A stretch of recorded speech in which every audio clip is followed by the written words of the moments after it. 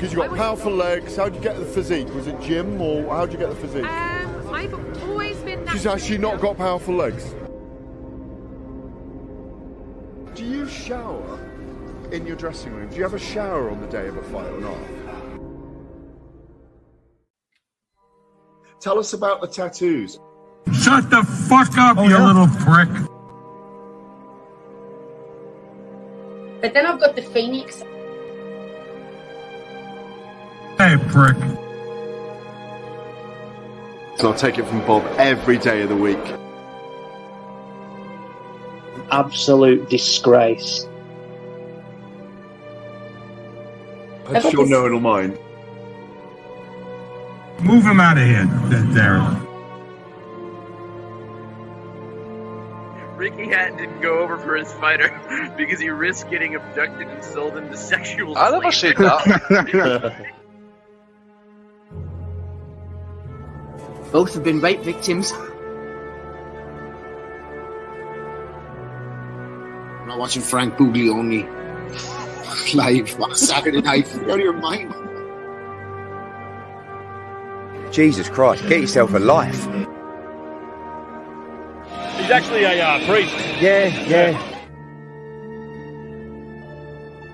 It's because his brother John Fury eye gouged him. What have I told you all this time? He's going to end up sucked out, fucked out, looking for a handout.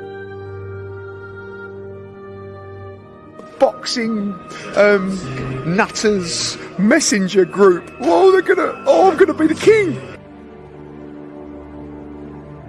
J-Pump, you know what I'm saying?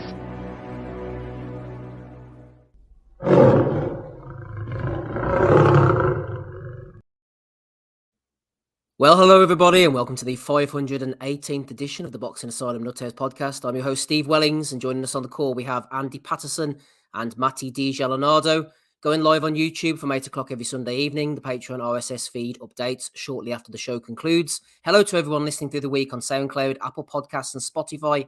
Don't forget to leave a review on the podcast player of your choice. Throughout the entire month of April, nothing less than 5 stars is acceptable as always. It was a packed weekend of action, wasn't it? There was plenty going on. Shakur Stevenson getting a win. We'll be talking, hopefully, to friend of the pod and head of the Prediction League, Joe Kennedy, about that a little later on. We'll wait for Joe to make his grand entrance. We had a bit of Bam Rodriguez as well. MJ upset on that card. Bit of Showbox, bit of Kiko in Japan. Next week as well, Joe Joyce is going in against the big bang from China himself, Zhilei Zhang. And we're hoping to have a guest jump on as well at some point. We will start this week over in the Dignity Health Sports Park in Carson, California, formerly the Stub Hub. I'll tell you what, there's been some great fights in the Stub Hub over the years. And this wasn't really shaping up to be a great one until round 7, the WBC interim World Super Welterweight title was on the line. Sebastian, the towering Inferno Fundora, was pretty much coasting. He was using his size attributes as always, Andy. I remember Jamel Charlo talking about this guy. I think it was Mauro Ranallo, maybe Al Bernstein, asking him about the towering Inferno. What would happen if you fought him? How would you fare against this guy, given his size and his attributes and his sort of straight-up style? And Charlo used to just laugh and go, Timber, referencing an old Ann Wolfe knockout. It's going to be Timber. I guess Jamel Charlo was maybe onto something, Andy. I think we always believed, mate, it was going to be good when it happened, or if it happened, and when it landed, it was quality. It was tremendous. Actually, as you say, Mendoza really had it all to do. He was really struggling to get into the fight. He's having to do everything on the inside. He's having to kind of keep the head moving, really kind of wriggling, trying to kind of just land what he could when he could. It wasn't really kind of got a lot of success. You know, you mentioned like Fundora's probably always close in it. He's keeping it kind of at his distance, landing some some heavy shots at least. In that, I think anyway, especially around about the 5th round. Then you're thinking he's ready to take over here. And then round 6, what was it like? The first 20 seconds, he takes a vicious left hook, gets literally caught. I think he's walked right into it actually at the same time, hands down. Walks right in there, and then the follow-up right hand absolutely evaporated. You can see him, just about see him in my avatar there actually. But the human centipede is absolutely laid out in front of us. What a knockout! And fair play to Mendoza in that as well. Actually, he's just slingshotted himself actually into relevancy. Becomes potentially mandatory challenger at Charlo. So even those mandatories are starting to kind of back up. You had Madrimov winning there last night as well. He's another Charlo mandatory as well at some point. So fair play to the guy. That's 2 decent wins now, back to back, and as you say, mate, it was always going to be good to see when it actually happened. To see it happen like that, actually, it just did not fail to disappoint. Quality shot. Fair play to the guy. Absolutely. I think one thing you referenced there as well, the mandatories were piling up for Charlo. Fair play to Mendoza. He had his moment. I actually think the super welterweight division will be a poorer place without Fundora edging towards the top. I was kind of enjoying it. I thought, we look at him on the screen there. I mean, his attributes. He's a freak. It looks like it's been photoshopped. Maybe it has been. I don't know. But I think it'll be a poorer place without him. I know he's going to come back and rebuild, but the mystique has gone now. And the fact he was getting those wins, I was enjoying his rise to the top. It's just going to be interesting because obviously, I mean, what is it, 6'6", right, with 154. How long is he? What, 24, 25, I think they said in the broadcast. How long is he going to be kind of, making 154? Really, in the future, he's going to have to kind of start moving up. But you look at him like that, he's going to have to put the weight on properly because you'd be thinking, especially going up in weight, heavier dudes, heavier punchers, they're going to badly damage him. Especially after taking that left hook, mate. He's going to come back as a cruiserweight like Guillermo Jones. Aye, fucking eat himself into the weight. You'll probably see him about 3-4 years later. But that's a tough one to come back from. Actually, to be fair, I mean, to be posting like that and to be badly hurt off a vicious, one punch really as well, just totally turned the fight like that. It was absolutely incredible. Well, and don't kid yourself, Mendoza was literally losing every second of every round of that fight until that fucking punch landed.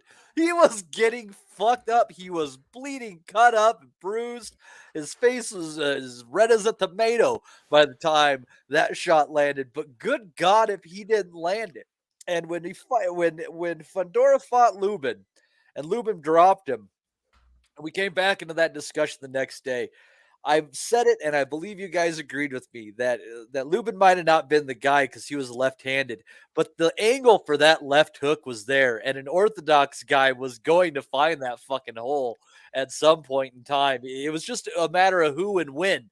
Brian Mendoza didn't see that coming, but with the way he just softly, he sends that jab at the wrong distance, sometimes throws the uppercut at the wrong distance, it was there. And where Fundora fucked himself, Steve, is he was winning that fight easily, throwing a shit ton of jabs, but the crowd started booing. And he said, well, fuck that. I'm going to go and I'm going to knock this son of a bitch out. And he went in there and to try to give a show for the fans, and he got deposited on his ass and pushed off because of it. They're brilliant as well because you can see Mendoza in round one really trying to slip that jab and trying to kind of work the body because that's what he was kind of aiming at the very early half. And obviously, he was having serious problems trying to get anything over the top just purely because of the reach. And that's what the Fundora's been getting by on, isn't it? Sheer size, length, and this time he just paid the price. I just think he's got sloppy. He's just been loose with his defence and he's got caught wide open, trying to throw that maybe a sloppy jab and got caught with that left hook. He's kind of stepped into it as well, I think. And I would just have loved to see what would have happened. Mendoza just hadn't they thrown that right hand. Just see that left hook land. Just let it play out to see if he would have fell on his arse. It'd have been tremendous. But follow up, man. You got to applaud that. That's killer instinct. I think, Andy, what you were saying as well, what made the KO more chilling was the fact that it kind of came in installments. It all happened quite quickly, but we all realised how hurt Fundora was. Then all of a sudden, he realised how hurt he was. Then Brian Mendoza realised how hurt he was, and he just piled it on. And then the commentators realised that he was about to go. It just happened so quickly, and it was unexpected, mate. As I say, round 5, I think I'd noticed something here that it was Mendoza doing all he can on the inside to kind of just trying to work, just trying to find something, and he's catching a lot of leather as a huge result of it as well, just purely because of the reach. And then he's come out unexpectedly in early half of round 6 and just absolutely turned the fight, flipped it massively. I probably agree with Matty in that.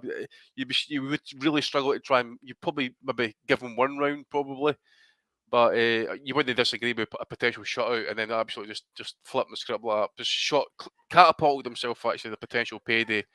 So fair play to him. Yeah. Matty, a former pod favourite, Dangerous Dave Lee from Limerick, was saying afterwards he kind of gives up his size, Fundora, a bit like Paul Williams. There's always a chance you can get sparked. We saw what happened to Williams with Martinez, but at the same time, I agree with MB, actually. I thought he is safer on the inside. Opponents can't really generate anything that will hurt him, and he can work the short hooks and uppercuts. So it's the mid-range. Maybe he got caught sort of in no man's land, Matty, a little bit, didn't he?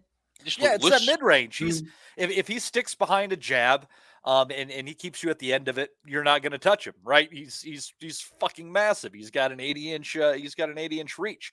When he's in there smothering you, you can't get to you just can't reach his head really at the end of the day. So I mean, you can kind of touch him to the body, but his arms are so long, he can keep his elbows in and protect his body, and then he can throw those uppercuts, and cut between you when there's any bit of distance. But there's that middle ground. And that Paul Williams reference, I think, is right, because you look at the shot that Sergio Martinez knocked him out with, a very kind of similar shot from a very similar distance. It was and angle as well. Yeah, I mean it's there, and that's the thing about it. Everybody thinks that being massively tall is this incredibly great attribute, and I think it can be if you're using it, but it can also be tremendous to your detriment. I mean, we've seen time and time again these tall, lanky fighters in every weight class just get mowed over by shorter fighters with an over-the-top shot. So I mean, fair play to Mendoza for just trudging on. I was kind of shocked his corner didn't pull him at some point in time because he was getting the shit beat out of him, but what a great way to end a couple of good back-to-back wins. He finished Rosario off, sent him into retirement in the fight prior. So, fair play to the guy. Well, going off on a tangent, Matty, there, we've spoken about some stoppages recently. There's some that I've not been happy about, and we've disagreed occasionally. There's some that you've not been happy about. Like you said, they could have pulled Mendoza out, and he wouldn't have been there with the chance to throw that shot and land that shot. No, he absolutely wouldn't have been able to even have that opportunity, and fair play to his corner for keeping him in there, because, I mean, the hindsight being 2020, obviously, Steve, but if that fight, if they had pulled Mendoza at the end of the 6th round, would you have really complained all that much? Yeah, I would have done. Send him in for a beating. I want to see more beatings, Matty, in boxing. Well, talking about beatings, by the way, can we just speculate for a second here? But what? We didn't want to write the guy off one defeat, but that what does that do to Fundora? What does he come back as? Because at the same time, that is a bad knockout. That left hook is basically put him on Queer Street. The right hand follow up is basically put him down, knocked him out. Maybe another left hand quickly just towards before him falling down, and his head's hit the canvas. It's bounced off it. What's that taking out of his career? What does that do to his psyche? Does he then become mentally thinking, I can get sparked now? He's not the same fighter anymore. I don't like how that could be the end of him. It could be the end of him. Give him a rematch, 9 months out, and stick him back in the Mendoza. Never know. I don't like the way that he reacted to it. Like, whether they have a rematch and he wins it is inconsequential to me. I don't like how willing he was to accept defeat. I think he was rewired, Matty. I don't think he knew where he was. Yeah, I mean, when he sat up, I mean, he was obliterated. Like, I was thinking he could get up, but he wasn't getting up because I think he was like, what the fuck just happened there? Yeah, I thought he was Terry Harper in the ring there. see when you actually see him, see the angle where it's actually face on Fundora himself. When you actually see it in slow motion, the shot landing, he instantly sags the knees. Basically he's gone already. He's just ready to fall. That right hand just made fucking put the nail in the coffin, basically. A quick word for Mendoza before we move on to the undercard, Andy. He wasn't someone who was really on my radar, and I know he had a lot of sort of mediocre wins, and then that split decision loss to Larry Gomez probably told the PBC what they thought about him. The fact he went 10 rounds with Thomas Lamanna, the cornflake, said to me last week that he hadn't got a hope in hell because the cornflake shit and usually gets stopped by anybody half decent. He did put up a good showing there, Mendoza, against Jesus Ramos. We saw what he did to Joey Spencer last week, so perhaps that could have been a bit of an indication of how decent he was. And then that KO win over Jason Rosario, who is a bit glass to the body, but Ozzy always goes on about a loss isn't the end of the world. He's had a couple of bad losses. They've tried to put him in the away corner for the 3rd time, and this time he's come out on top, so fair play to him. Yep, absolutely, mate. I'm just wondering if he would get a payday. Obviously, Charlo's situation, we need to look at the sanctioning bodies when the mandatories and that are due. So what does that do for him? in terms of opportunities. Obviously, he's got a belt to defend. He'll probably want to try and cash in on that wee bit of recognition as being some sort of kind of world champion. Maybe a Danny Garcia fight. I don't know. If he wins, it puts him into the kind of shop window for a Charlo fight. I know they're trying to make Danny Garcia against Erislandy Lara, but I agree. I think Danny Garcia could pick that belt off of Mendoza pretty easily. Actually, nothing against Mendoza, but I mean, he was absolutely getting battered until he landed that shot. It was just out of fucking nowhere. Punch. I thought Lara was moving up to middleweight. I don't know why they're trying to drag him back down. I've heard a few people. No, Lara has a belt at 160 pounds, so they're saying Garcia would go up to 160. Oh, go up, right? I'm not sure about that. Yeah. Really? Yeah. 160? Yeah. Garcia? Yeah, oh, I think it's dumb. And I think it's dumb that they'd even give him a chance at that belt. And I mean, not to go off too much here, but it's kind of like I don't see what he's done to even earn a chance at 160. I mean, he had one fight at 154. It's kind of like, what the fuck is Raleigh doing getting a title shot after getting sparked by Tank at 135 in a new weight class against a new champion? That's a fucking joke, I mean, there's all these guys have been waiting in line for fucking ever at 140 of all the weight classes, and they're giving this fucking chump a title shot. It's stupid as shit. But anyways, yeah, great fight. The undercard was good too, though. Okay, tell us about it then, because I didn't see any. Well, to be honest, I watched the first 4 rounds of Nunes against some other fellow, Olivio, was it? Olivo, or something? Yeah. I saw that. I didn't see Brandon Lee, though. I like Brandon Lee. If he is what he is, as you would say, but he is going the distance now that he's moved up in levels. Well, and real quick, Steve, because you only saw 4 rounds of that Nunes fight, let me just say real quick. Yes. Because the scorecards they almost made me not want to talk about the fight at all. If I told you that Nunes was going to end up with a card 100-90 after those first rounds you saw, would you believe me? No, I was surprised to see that after I looked at that, to be honest. Yeah. I thought it worse. The first 4 rounds were 2-2, if not leaning Olivo. So that it's a shame they wouldn't give that kid a chance.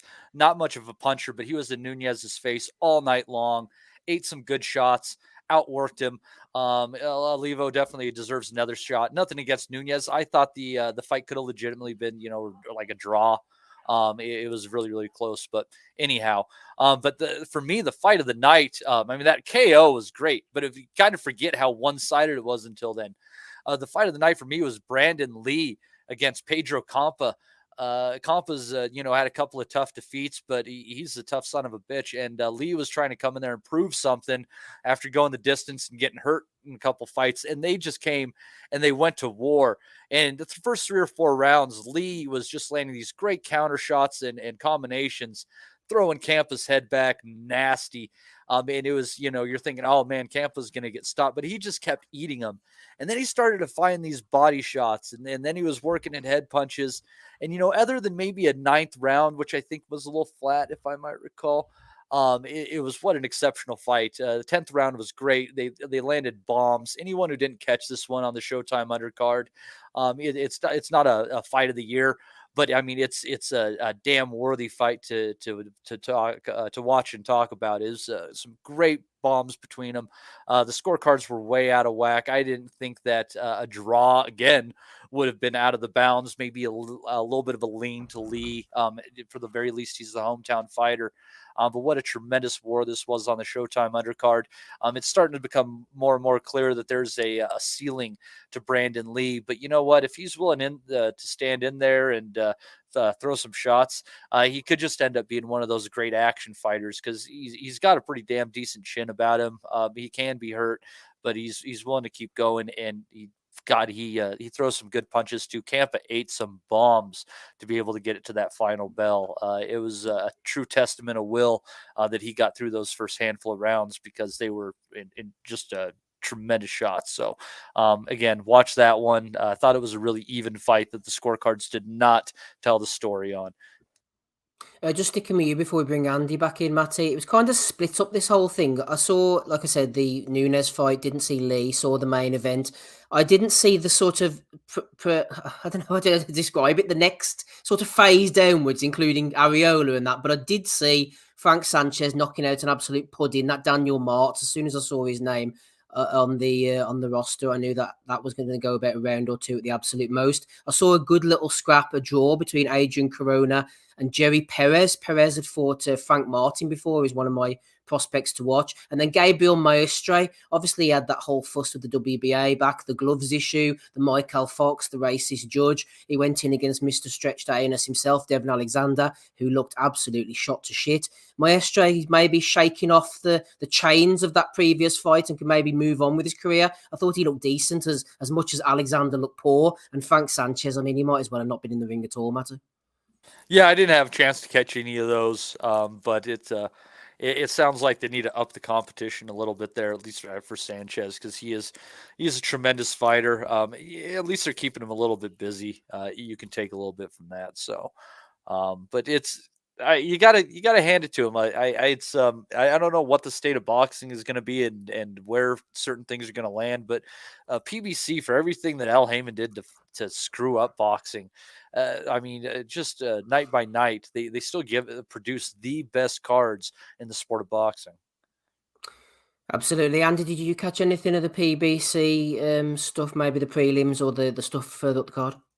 Yes, I seen the Brandon Lee fight, mate. I agree with Matt. It was a tough battle.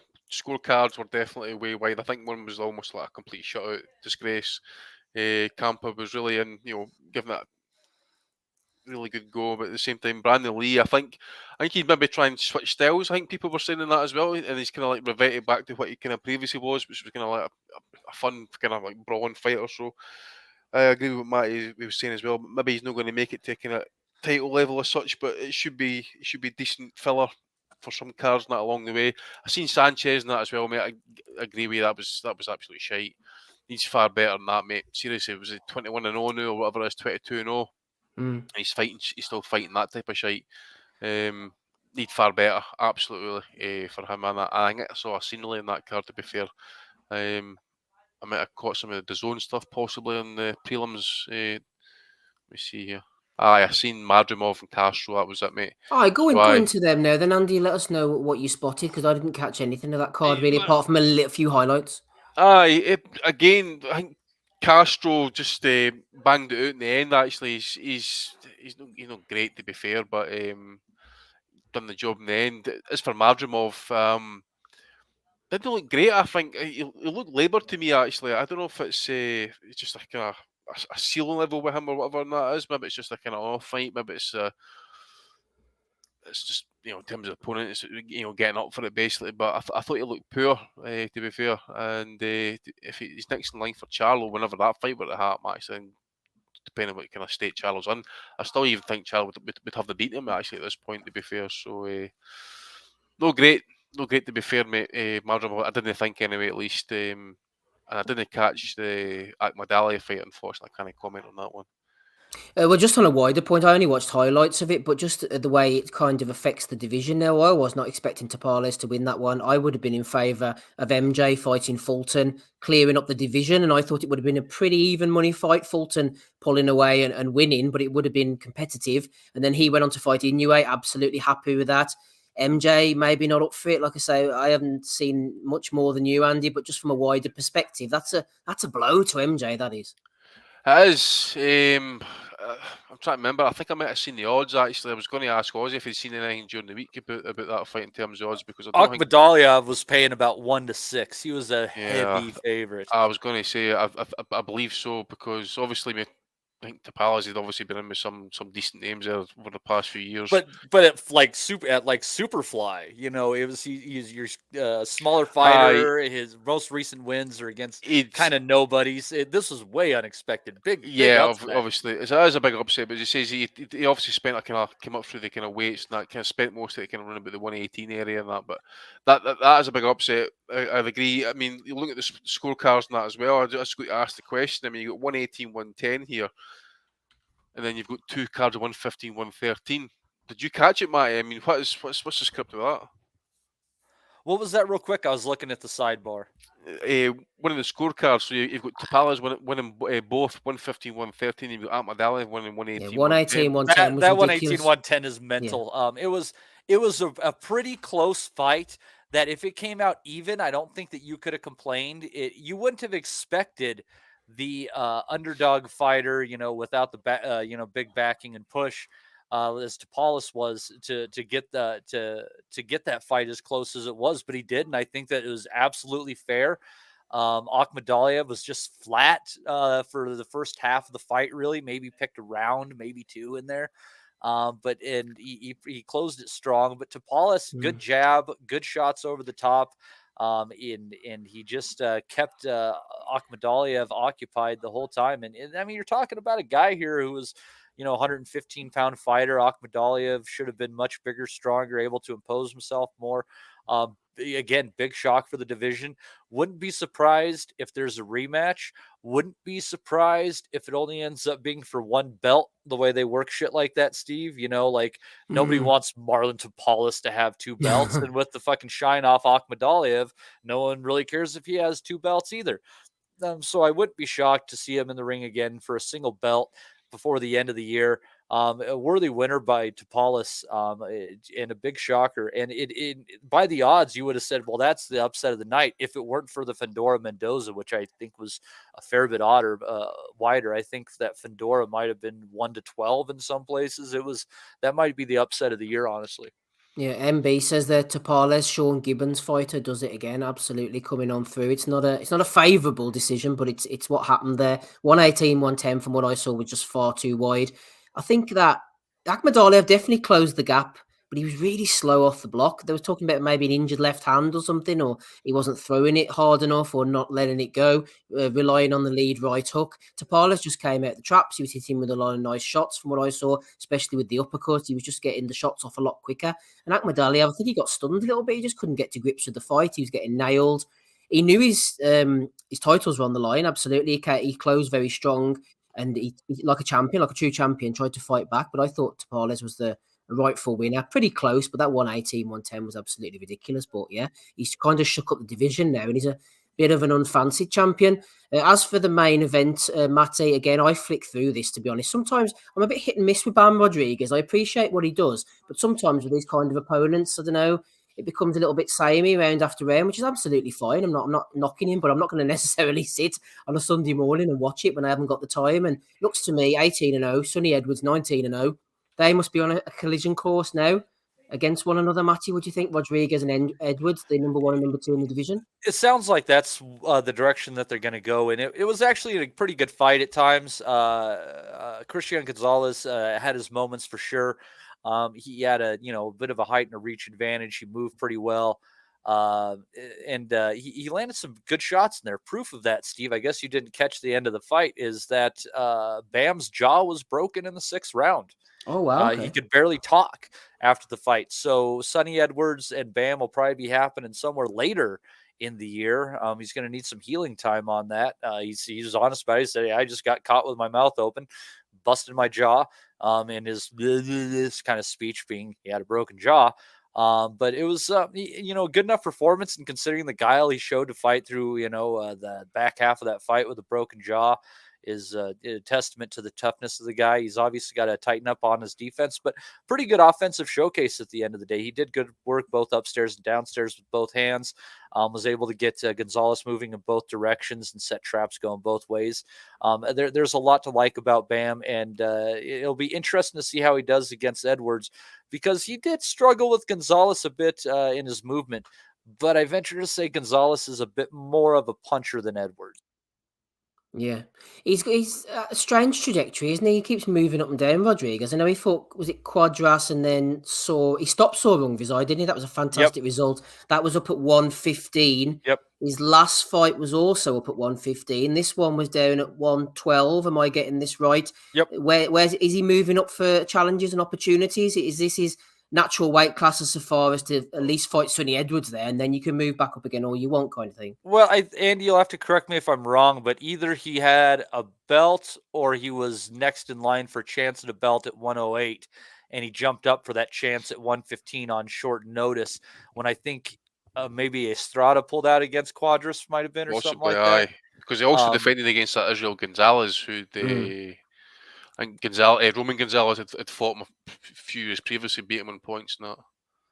Yeah, so I think that he just basically skipped over 112, and he could still make it and kind of This will be build his up his natural weight resume. going forward, I would think, though, at this point. I think he's 22, 23. I think this will be 23, him. I think this will be him for a couple of years. Broken jaw, so you don't know how bad that might be. Apparently, I thought he just fights like your typical Garcia fighter, doesn't he? He's overly aggressive. He's stalking, trying to kind of wear him down. I just think he overly pushed for the knockout last night, and it's probably cost him. It's cost him a decent night's dinner, basically. For a few weeks. I think Gonzalez as well. I think he'll get another opportunity as such. I don't know what weight, because I think he came up in weight for this one, but he is. Firstly, he's got a very good chin, but his stamina is world class, man. He used every inch of that ring. He had Rodriguez chasing him all over the place. I thought he was tailored. The absolute perfect build up for a Sonny Edwards fight, because he knows now what he's kind of facing. I agree with what Matty was saying. He's not got the same kind of pop as what maybe Gonzalez had, but the fact that he's had to go chase it, try and take the fight to him, try and pin him down. Anytime Gonzalez felt the ropes, he spun off it. He was away. He would certainly pop off his own punches, 3-4 punches at a time. Then he was away again. It was always kind of like frustrating Rodriguez, and he would get himself caught with uppercuts from time to time. He get caught with body shots. So yeah, it was interesting to see this. It's what you wanted to see in that as well. You didn't want to see him getting all his own way at this point in his career. He's had to kind of, for a wee bit of gut check. As I say, shitting shots, especially the right uppercuts and the left hooks. And as I say, Gonzalez really impressed me by how he boxed under pressure. Didn't look phased, looked composed. Very, very, as I say, world class stamina, man. And by all accounts, going off that performance anyway, a very good chin. So obviously Rodriguez was definitely the winner for me, but it's cost him a wee bit. But that's the price you take. Yeah, I think just briefly as well, Andy, before we go further down the card, if Rodriguez is out injured, that's the perfect opportunity for this Sonny Edwards Martinez fight they're talking about. Let's get that on. Let's Sonny outbox him for 12 rounds and then maybe move on to Bam at some point later in the year. But Edwards Martinez is decent enough in the interim for me. I'd be happy enough with that. I'd be happy enough with that as well. Actually, I'm just going to try and pull up his record to see if Martinez has maybe got a fight arranged. Because obviously, if he has, then Sonny's looking at other options. Because I'm sure he had something arranged. He's fighting a guy called Ronald Batista, Mexico, on 6th of May. So a month away, Canelo undercard. That's right. Yeah, maybe an opportunity to just let loose, to get rid of somebody, and then move on, perhaps. No, he's quite big for the weight, Martinez. So I don't know how he's dumping it and how he's then replenishing it. Would he be back out in time? And Sonny Edwards is hardly kind of like, fitting at that weight pretty well. I mean, he cuts it kind of tight, I think.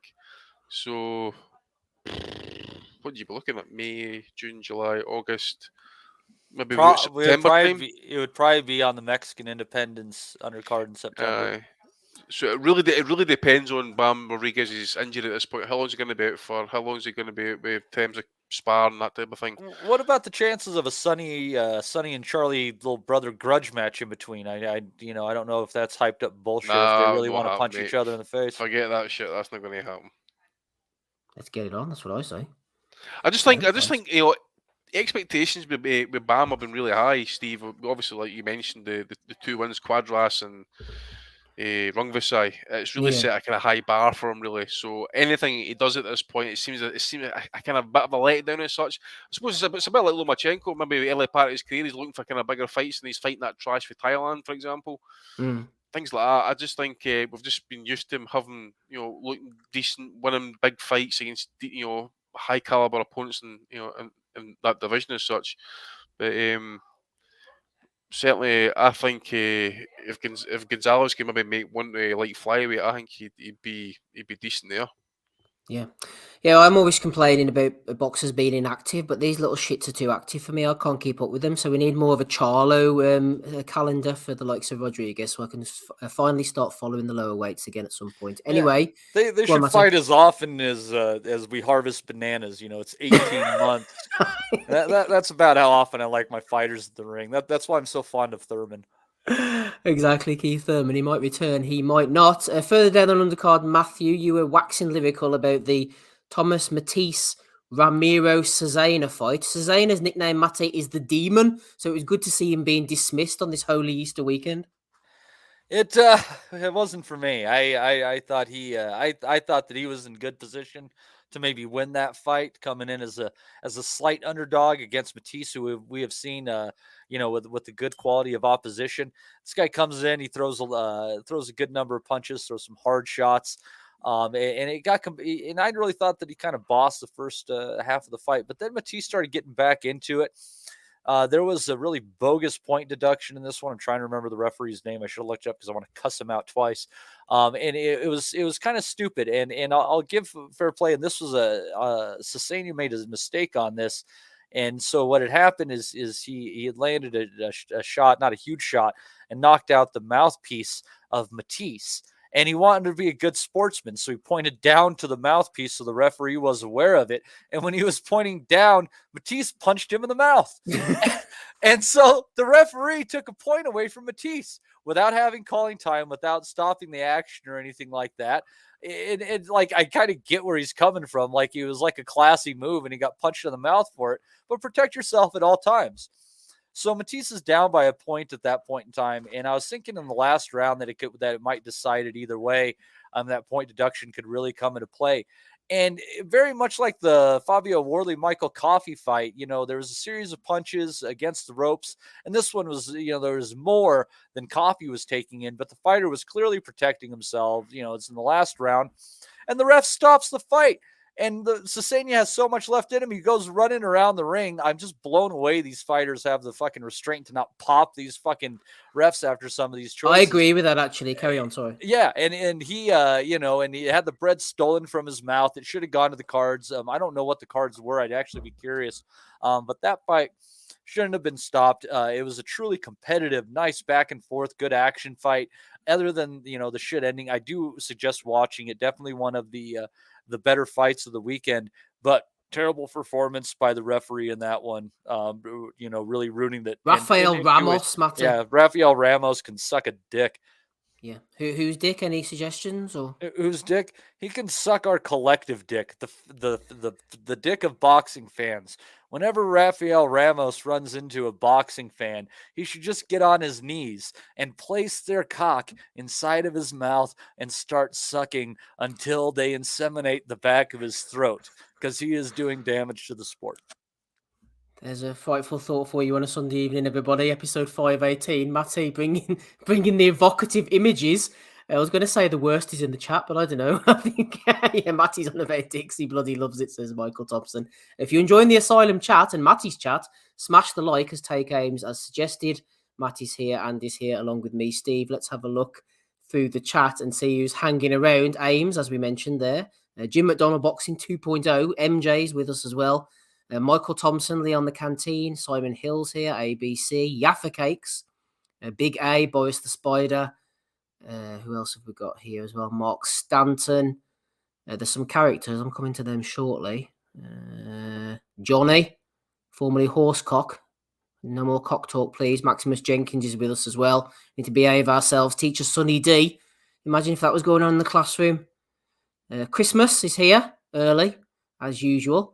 A few characters as well. We've got Rolf Harris sliding into the chat, Andy, alongside Tony Boswell Dildo.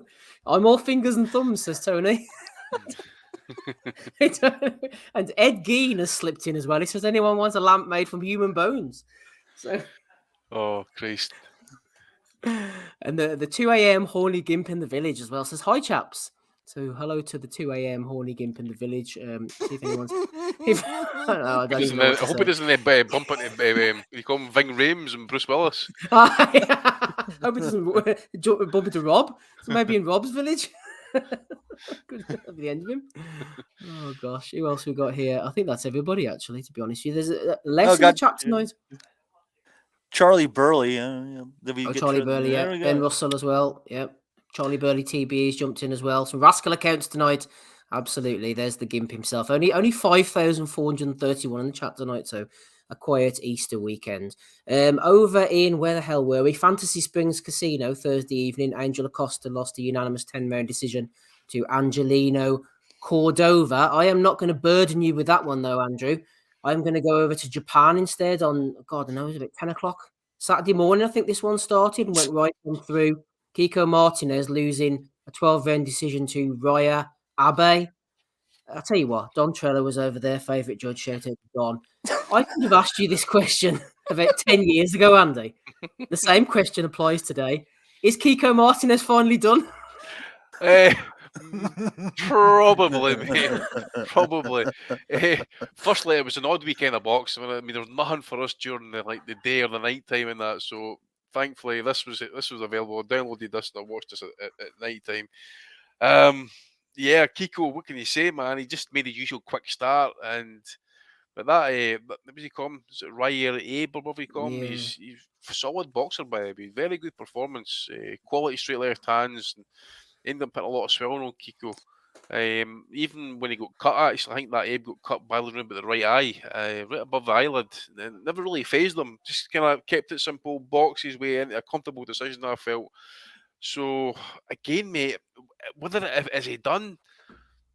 Seriously, I would expect him to get pulled up to another fight with someone for a eliminator or something along those lines, without doubt.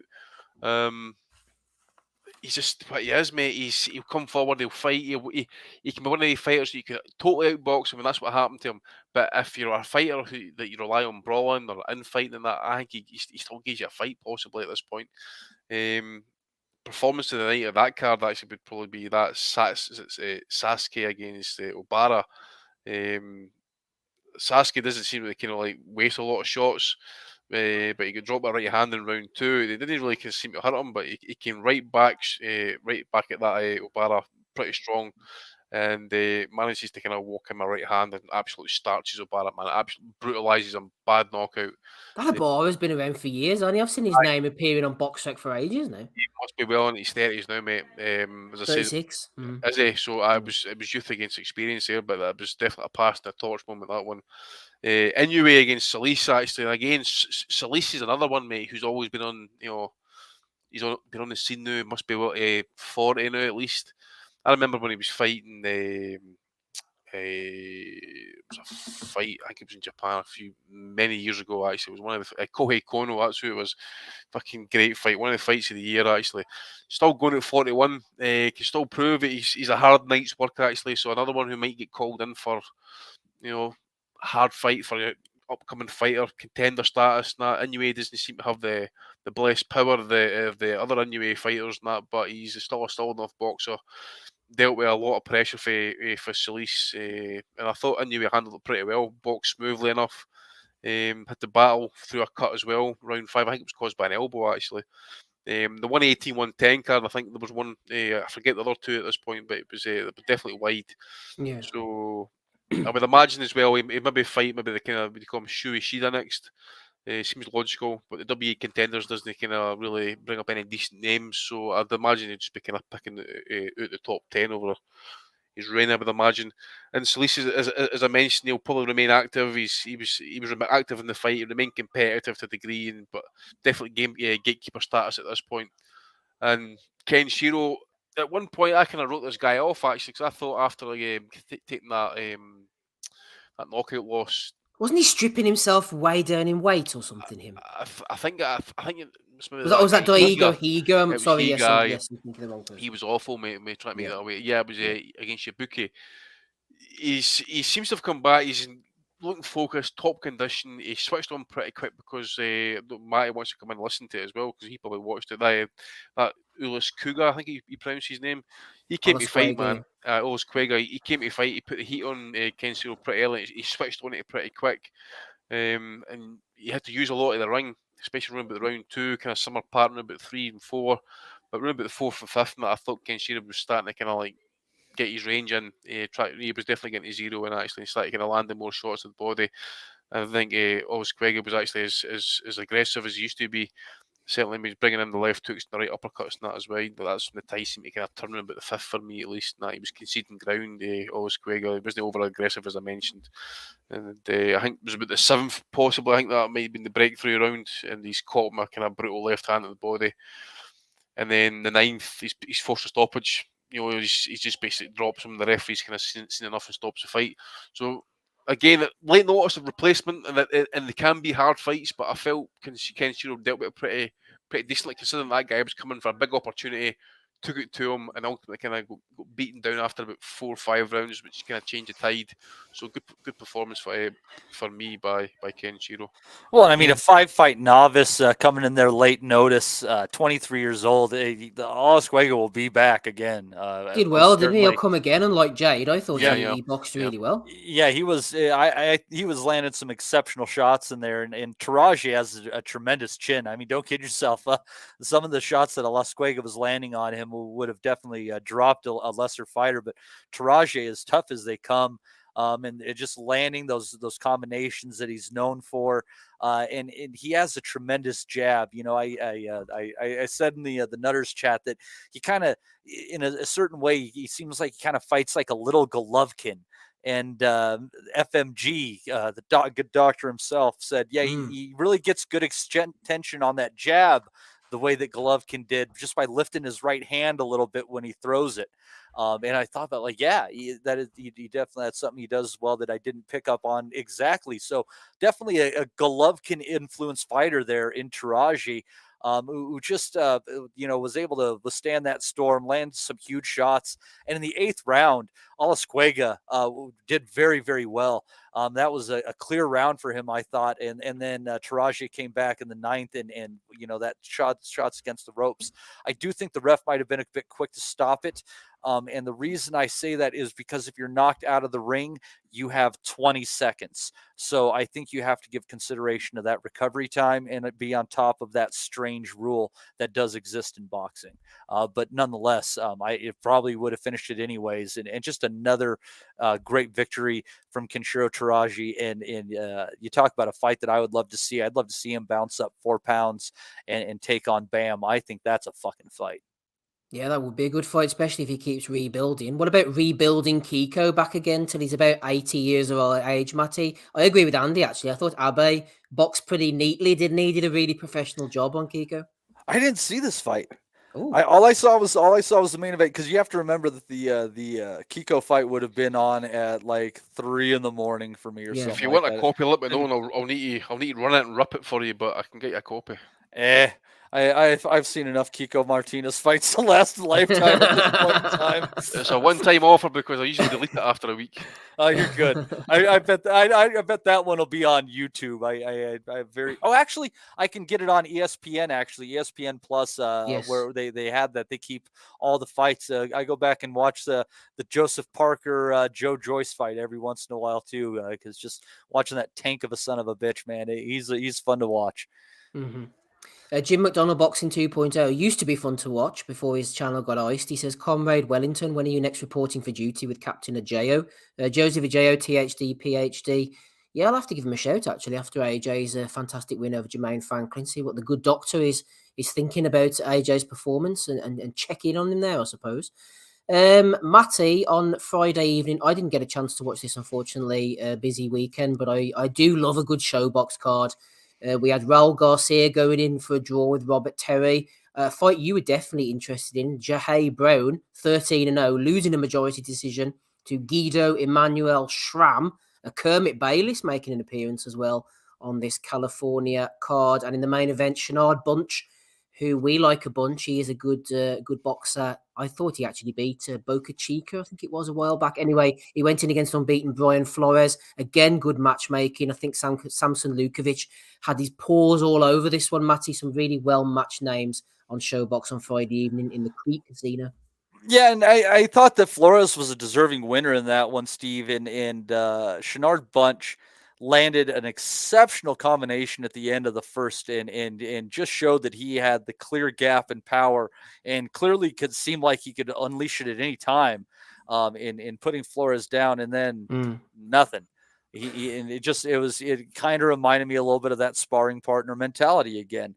This is a guy, I think his record coming in was 21-1 or 21-1, something of that nature. And you wonder, has he spent too much time in the gyms at this point in time? Is that taken some of the fire away? But he just kind of put in a little bit of a lethargic performance, and he paid for it.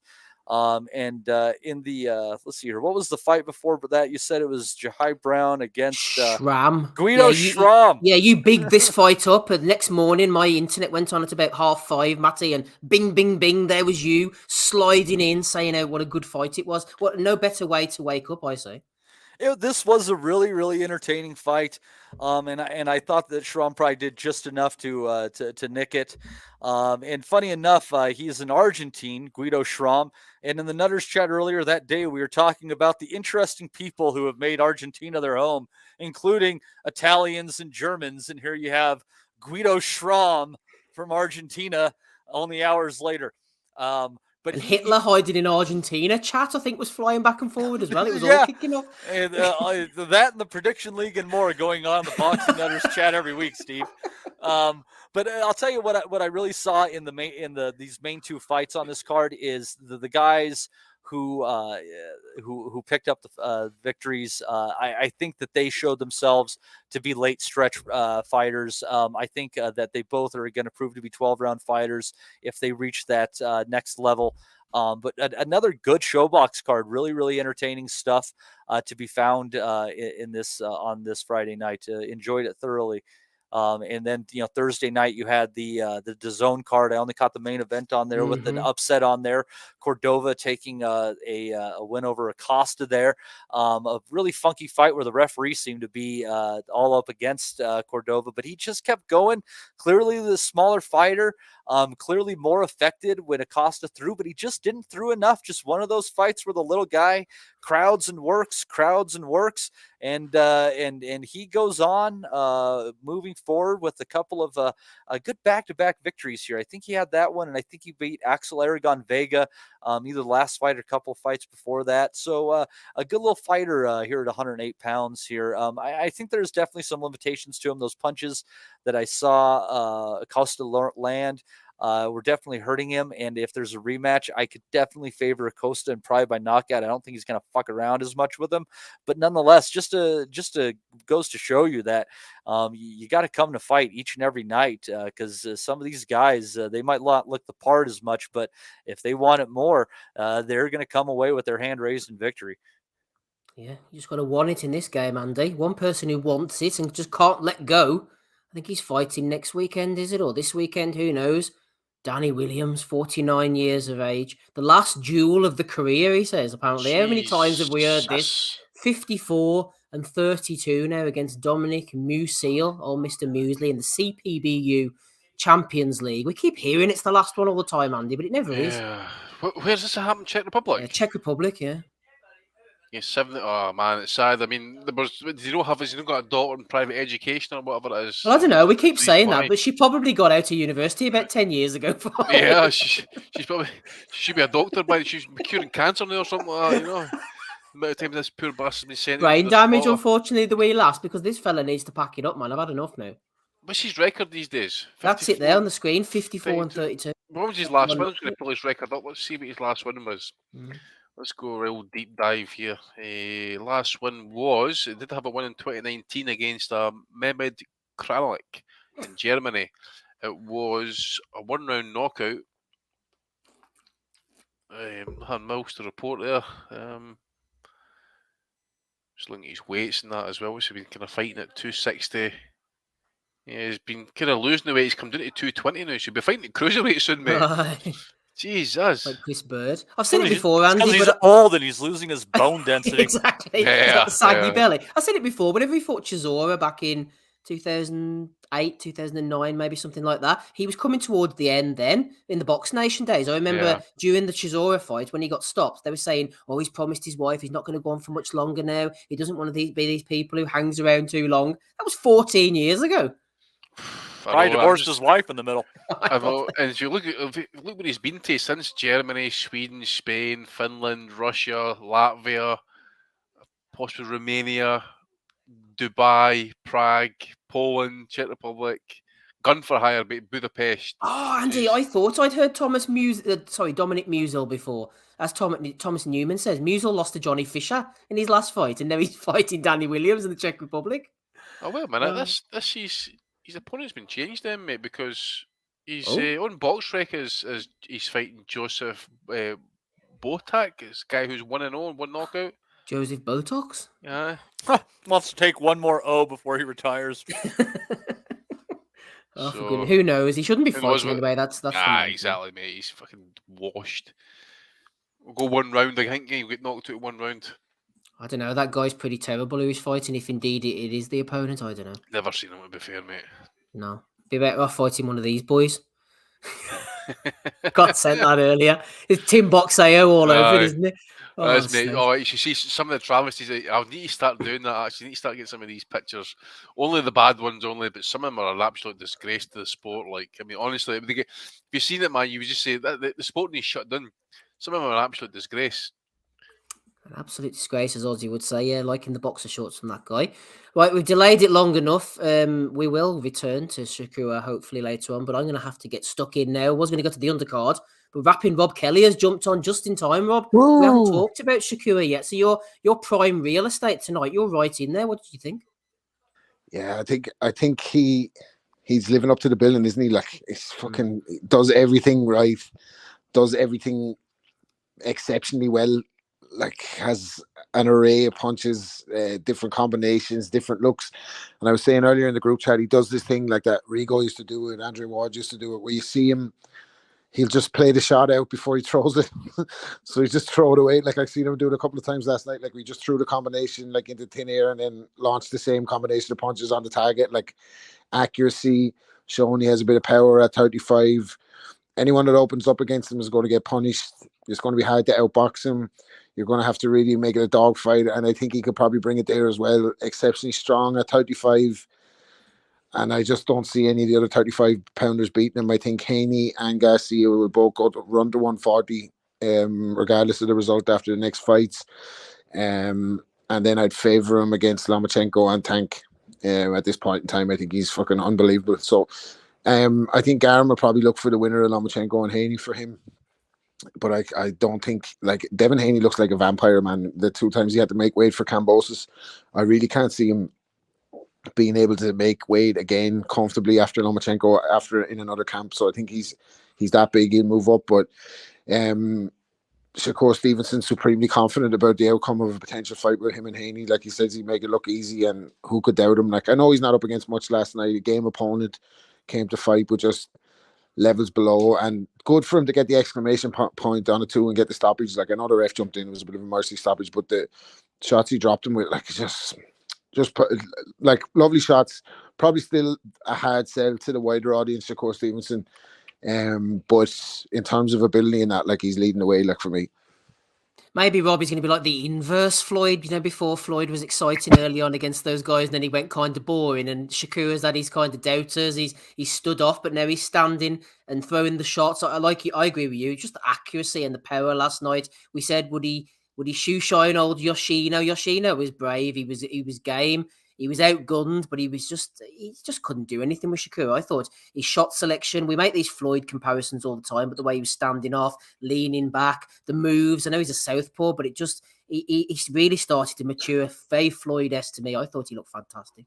Yeah, I'd agree with that. And then I think as well, the influence of Andrew Ward is obvious as well, the way he measures distance and stuff. You can tell the way that they've been spending a lot of time together, training together and that. And Bud Crawford and that. He kind of has a bit of everything good about everybody. He has good footwork, he has good range, he has good shot selection, seems to have a good chin, good defense, doesn't really get hit too much, and seems to be able to do what he wants now that he's grown into kind of a bigger weight. Like, I just want to see him in with everyone now. Like, I know he's not the glamour name, he doesn't really drive, like, you can see this Showtime production, what do they call it, All Access. It's not 24/7, but the All Access, like, is gathering momentum now between Garcia and Tank, and he's not known like that. Like, but for me, he's ahead of the pack at 35, and who knows where the fuck he'll go. Like, he'll probably reign long supreme. But again, sometimes these things don't play out. We have to see what he's like when he gets hit. We have to see what he's like when he's up against real adversity. But who's going to give it to him now? Like, I've got a name in mind, and everyone in the chat and listening knows exactly who I'm going to say. Rob's mentioned him as well, but Matty, he seemed to make it known that he wanted to fight Haney. should Haney get past Lomachenko, which I believe he will. But as Rob mentioned, I don't think it's a ducking situation. Haney looks like a skeleton. It's such a shame because this would be the easiest fight to make, given they're kind of on the same network, same promotional deal, you would think at the moment. It would be ideal if it was just Haney of a few fights ago. If he beats Loma or the winner against Shakur, but unfortunately, I think Haney's got to move up, man. He looks terrible already. He hasn't even had the fight yet.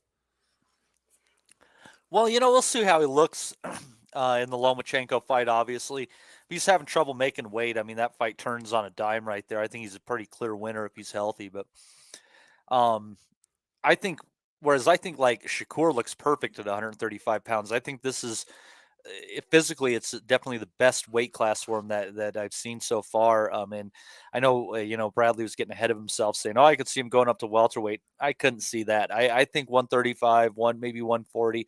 This is where he's going to be prime. This is where he needs to set up shop because he looked fantastic. And Yoshino, I knew he was going to come to fight, and if he can take it late, a guy like that, he could definitely wear you down. But I mean, he was just getting pasted by those shots from Stevenson. His accuracy was just off the charts, unbelievable. And he did it all pretty much in the pocket as well. It was good stuff. As far as the Haney fight, you talk about fights that are going to be won at the margin, Steve. I really think that's one of them. I know Rob's going, he thinks it's bigger win than it is. I would, think Shakur probably wins, but I think it's not a pleasing fight on the eye. I can see them just paring back jabs and just sneaking in a few lead hands here and there off of that. It could look a whole lot like Klitschko against, what was that, a Bragimov? I'm trying to think when they just touch jabs all night long. That was one of the worst fights of all time. Yeah, and I could just kind of see that one, and just trying those small moments to pull the trigger, and I think it maybe for the purists who are just like how do you narrowly get that points victory when you're both such exceptional fighters, it could be really prime viewing. But I think it's one of those fights that if you're selling it as like like a really entertaining fight for the sport must happen, it's going to backfire because I don't think it's going to deliver in form of entertainment. But I would narrowly favor Shakur Stevenson on that one, just based on the fact that I think he'll be able to nullify Haney's jab with his own lead hand, and from there he can probably pick spots a bit better. Matty, Michael Thompson says there Haney versus Shakur is the next Spence versus Crawford, though.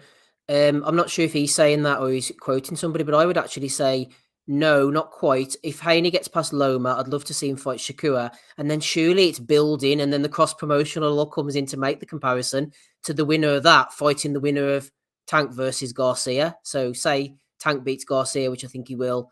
Haney beats Loma, and then Shakur beats Haney. Shakur against Tank, man. I'll tell you what, that would be absolutely massive.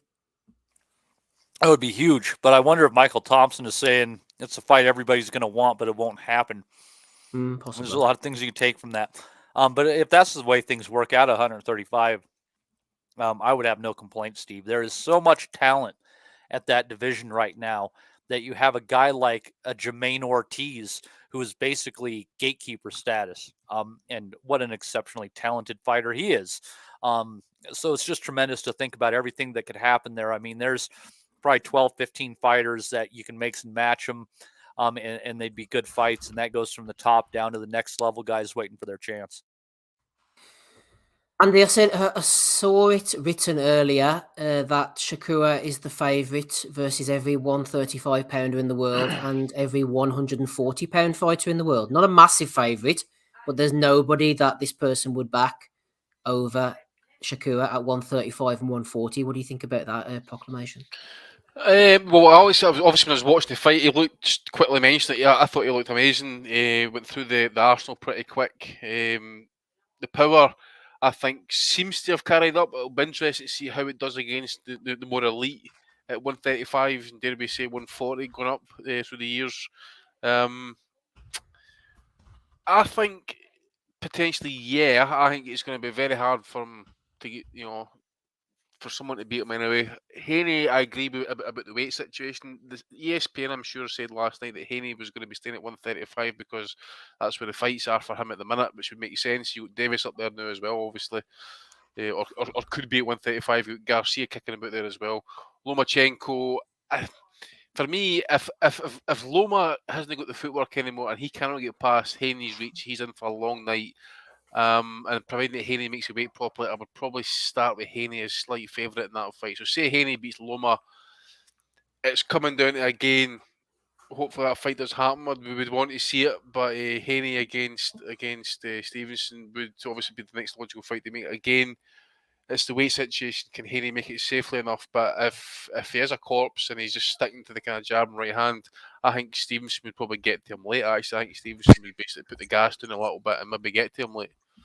I fear that Shakur is going to be victim of the same kind of thing that Bud Crawford was a victim of, where he's going to be in the Who Wants Him club, like because Garcia, Tank, all bigger draws. Tiafimo in his own head is a bigger draw. Yeah, like himself the money, they're not going to want to fucking like what's the and he's not a big draw himself, Shakur, yet. Like, so I have a fear. Like, it just, you know what, boxing anyway, like you get your hopes up like a couple of years. It's taken nearly 3 years to make the Garcia and Tank fight at the same time. Like, it's glad that it's happening, like, but it's, you know, you never fucking know with these things, like which way they're going to go. You look at the UFC, your man fucking Style Benders after fighting the guy Pereira fucking twice before Spence and Bud even gets made. You know what I mean? They can't even get to fucking negotiations. These two are just made fight each other again. Like, the rematches happen. It's, you know, you can see why boxing is losing fans at this time. If Shakur don't get matched with everybody good at 35, like, which I don't think he will. I think that people will be running fucking north and away from this guy because he's not bringing the kind of money to the table compared to what you have to do to try and win against him. Like, I think, Andy, one thing that I would love to see, one fight, is definitely Tank against Shakur. Everybody knows that I'm a Tank fanboy, and I would favour the shit talking would be good too, but also. The thing is, Shakur is such a master. He's really matured into a master boxer who can punch. Yeah. There's a chance he could box rings around anyone, including Tank. But the thing is, Tank is he's not just a one-dimensional banger. He can close distance. He's a good boxer. He's got good range. And when he gets into range, he explodes. And it's more often than not, I know the Isak Cruz fight was an exception, but more often than not, he finds you at some point. Yeah. And what would happen? I'm asking the question, I'm not projecting, but with his power, his worldly power, when he catches Shakur, I would be really fascinated to see what happens, because that would be the difference for me. He would close the gap at some point, and when he catches him with a shot, given how hard he hits, that would be really interesting to see at that point. Definitely. I think the other thing as well is obviously, I mean, Shakur's had these kind of like his fights in the past where they've been pretty boring to watch, like the Nakatilla fight. It's just been like he's starting to kind of grow into his own. He's become a man as such, you know, you can see him physically filling out. I would expect him to kind of remain at 135 for the next few years. And I agree with you, it's a fight that again, you just want to see Shakur tested as he goes up, as he keeps going up. But I think that is a mouth-watering fight. How it goes, I don't know actually. I do think Davis could get to him. He could maybe touch him, drop him possibly. But I think it's also interesting. the skills early doors with Stevenson. I think he switches on after 2-3 rounds. He's kind of looked at it a little bit, and then he starts piling up the points, starts letting the hands go.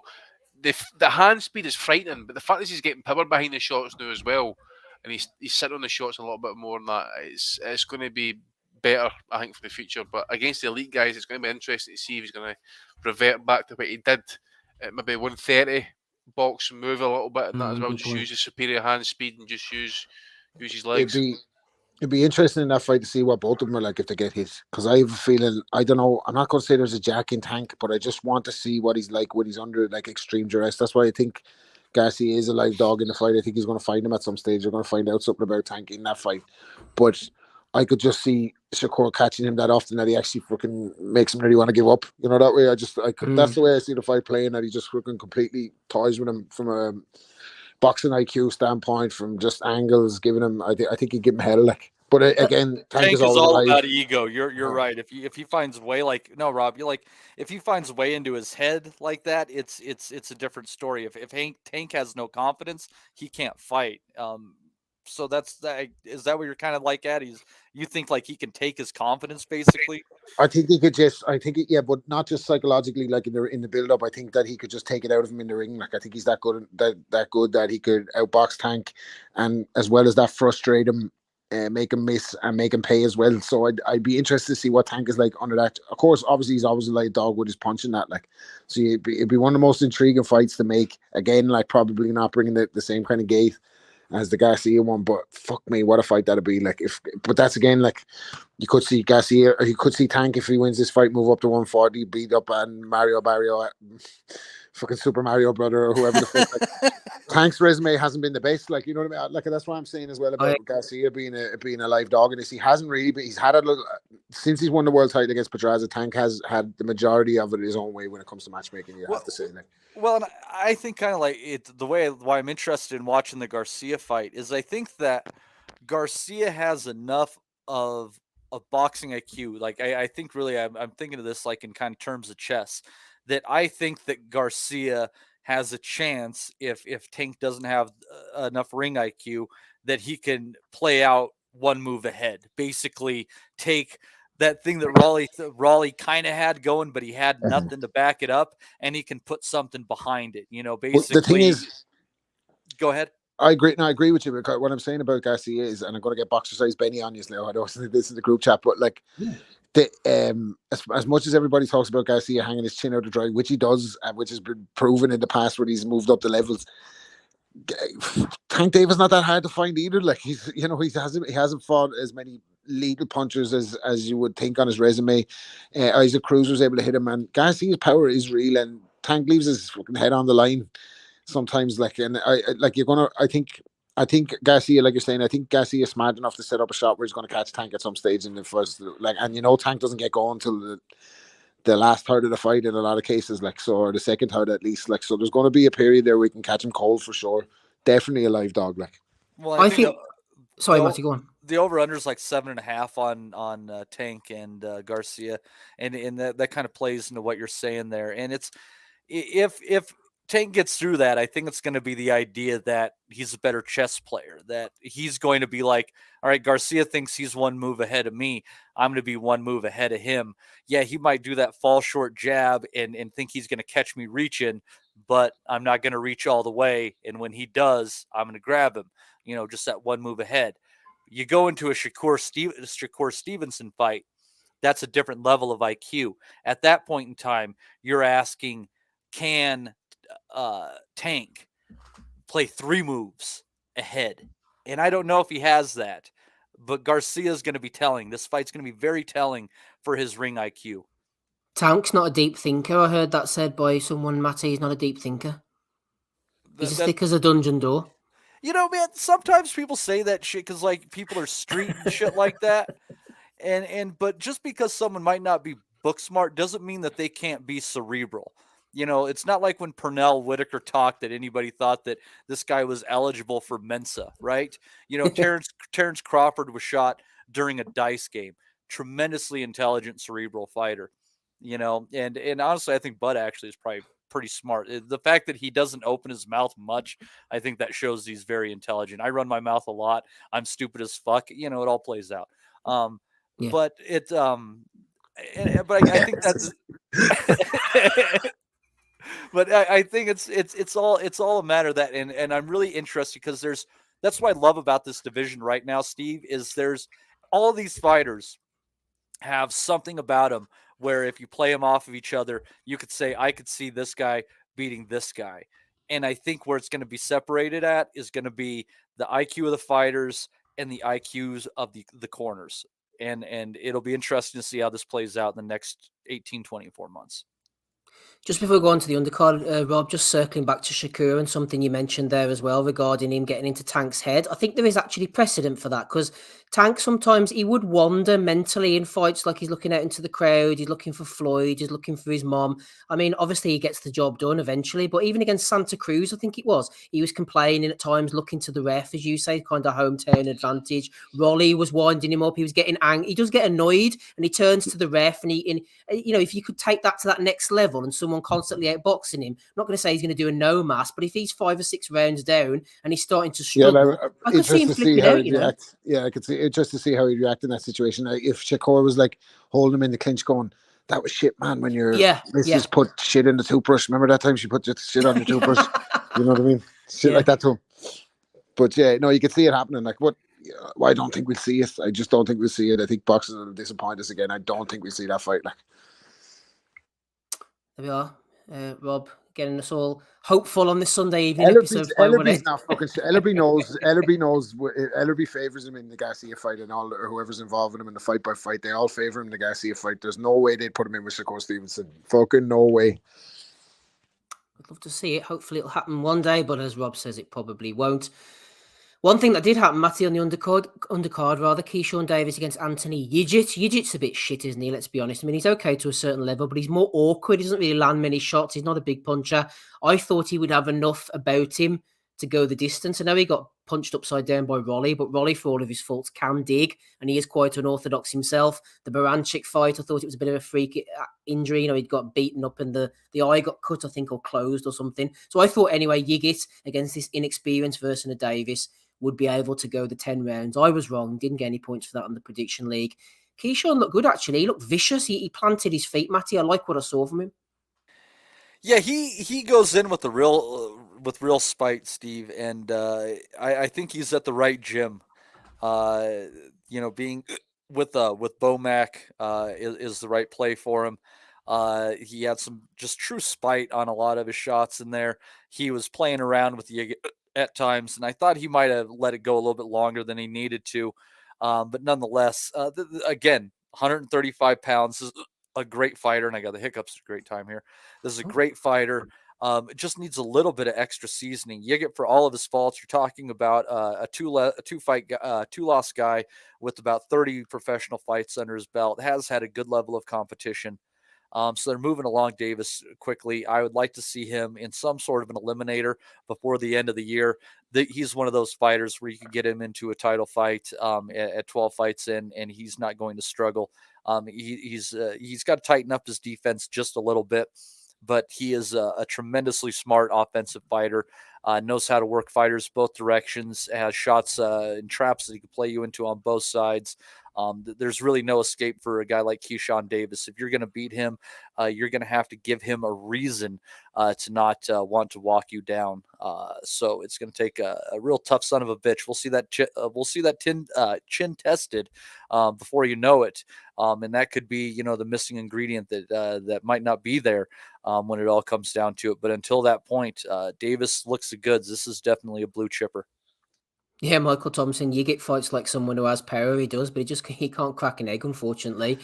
For only his 8th fight, Andy, his nickname's the businessman, Keyshawn Davis. I think this was nice business. They knew Yigit hadn't really got the power, but he had the gravitas, the name, and the record to add that little notch on Keyshawn Davis's record. I think it was smart, clever matchmaking, and the fact that he knocked him out as well did his chances no harm at all. And nice fight. Yeah, I think Davis, actually, to be fair, he kind of really enhanced it again there last night. He adopts that kind of Philly shell in that as well from time to time. Probably the only thing, maybe, is just the kind of, obviously he's had quite a few knockouts at this point, but I just want to see him kind of ice people kind of early doors and that. But he's up in it as well. That was a 10-rounder as well, so the imagine him move up to 12-rounders. I know there was a couple of belts in the line, so maybe we'll get. Bob's not going to move him into a 12-rounder till a title fight. Come on. I suppose. Maybe get a 10-round eliminator at some point as well. You never know. But yeah, I really liked him actually. Again, I was watching it in 4-speed, mate, so I needed amphetamines to actually keep up with what was actually happening here, to be fair. But yeah, at the end of the day, Yigit was just taking a bit of a beating at the end anyway, wasn't he? And I'll just jump on briefly to Jared Anderson. Actually, again, yeah, we said this last week, Andy, about his opponent. You pulled up the fact, didn't you, that his opponent was a lot smaller. My God, it just looked terrible on the eyes there. Told you, man. And undefeated or no, the guy, he didn't really have a lot for him, did he, to be honest? So I'll just say this, look, Anderson is a contender, but we need now, he's beyond that stage now, mate. He needs to up it. He needs to be on the top 25 range of fighters opponents now. The guy seems to have speed, he seems to have a bit of ability about him, certainly got the power, got a bit of charisma about him in that as well, so he should be an easy enough sell. Matty was saying there as well, Bob's not going to want to rush it along a little bit as well at this point. But again, what are you going to feed him on at this point? I mean, what he's doing at the minute, great, fantastic. But what are you going to do? You're going to keep putting him on 10 rounders against Jerry Forrest, the kind of George Ariases of this world. It's crap. I mean, he's far better than that. I don't know who would you jump in at this point in time, but I would maybe try and make him put him in with like say. Well, isn't Top Rank in kind of a weird place where they have a lot of these heavyweights where they might be ready for the next step up, but you got to sacrifice one for the other, and it just seems like they're kind of hesitant to pull the trigger on any of them right now. He's fought such guys with Andy with such good records, but who are so shit. Like if you look at his record, he's beaten Vladimir Tereshkin 22-0, Alexander Teslenko 17-1, Miljan Rovchanin 24-2, George Arias 18-0. It sounds really impressive, but they have not picked them out, haven't they? Yeah, I think that Teslenko. Quit dissing this fight, Andy. Somebody's had to go. Yeah, I know. But at the end of the day, I think that Teslenko had been the next titleist of some sort in that as well. Look, again, as Steve says, look, the records do look a bit kind of jazzed up a wee bit there, and that a Don King special. But again, it just needs to step up in class. Who I don't know. And again, I would put him in like some, I don't know, like maybe a Jagba at this point. But that's a top ranked fighter. That's a good fight. That's a good fight, actually. Put him in there. You know, Bob's got connections with Frank. Joseph Parker fight. I know he's looking for one at the minute. Who's he?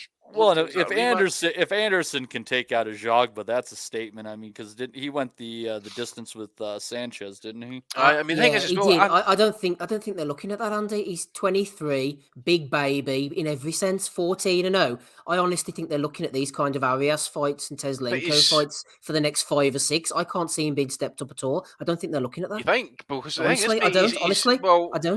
I think they're waiting for the title to split and become vacant. Well, this is what I'm thinking then, because obviously I'm just looking at the rankings. I know he's actually ranked in the top 15. Yeah, I'm trying to see if he's ranked any higher actually than that. There you go, number 9 with the WBO. So, look, you're probably right there, but sometime he's going to have to step up between someone with these top 10. He's going to have to fight an eliminator against someone to get into that mandatory position. So.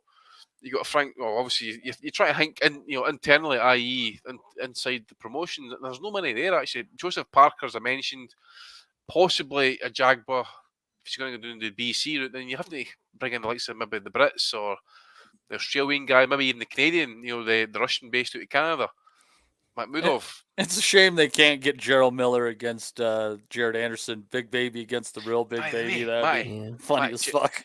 Gerald Miller broke the top 10 this month at the WBA. Oh, I thought you were talking in fattest people in America. It's going to be a Simon Keane or a Dempsey McKean. Honestly, I'm not saying I agree with this stance, but I just don't believe they are looking to push him towards anybody decent. I'd be surprised. It would make sense, mate, especially in terms of like, so you're talking about the belts getting fragmented, which is a good chance of happening. But he's going to have a couple of decent tests, or at least one legit test before he goes up to the kind of title level, at least. Whether these same guys are still going to be ranked in the next couple of years, that's another matter. But certainly needs to be above the Arias class now, mate. He certainly should be, because unless we're going to feed into guys like that for the next 5-6 fights, and hopefully it's just going to be enough to kind of get more ranking points, get him up the ranking. I think they're happy with the shtick. They have a good crowd. They bring him out there. He gets a knockout. He's sort of maturing. I think they're happy with where he's at. I'm only speaking from what I think they're thinking. I just think when you get a fighter ranked in the top 10 at anybody, I just think I agree with that. The target's on your back at this point. You need to start making moves, and you need to start fighting these guys in the top 10, because I've not seen him anyway have any hard test or having to come through a rough time. Say he does have a mandatory against, like, say he gets called against a Frank Sanchez or maybe even Deontay Wilder, for example. Fuck me, do you think he's ready for the likes of that? Who knows? They'll just pull him out. If that Bob's got a plan, I think. Yeah, they say Martin Bacoli is a good fight for Anderson. Possibly. Yeah, Chris Arreola. I could see somebody like that. Honestly, I can. I don't really. Not if he came back on a well, no, yeah, because he's PBC. A Chris Arreola type opponent, I think maybe. Yeah. I was going to ask Rob a question, but he's buggered off. I'll ask it to you, Matty, quickly before we move on then. Jared Anderson, 23 years of age, 14-0, 14 knockouts. Keyshawn Davis, 24 years of age, 8-0, 6 knockouts. Who's kind of impressing you more at the moment? Who do you think's got more longevity in their career at the moment from what you've seen?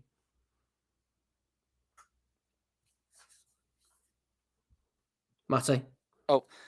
Based on the level of competition in their respective divisions right now, Steve, I would venture to say that Jared Anderson will be one of the recipients of good things when the titles fragment.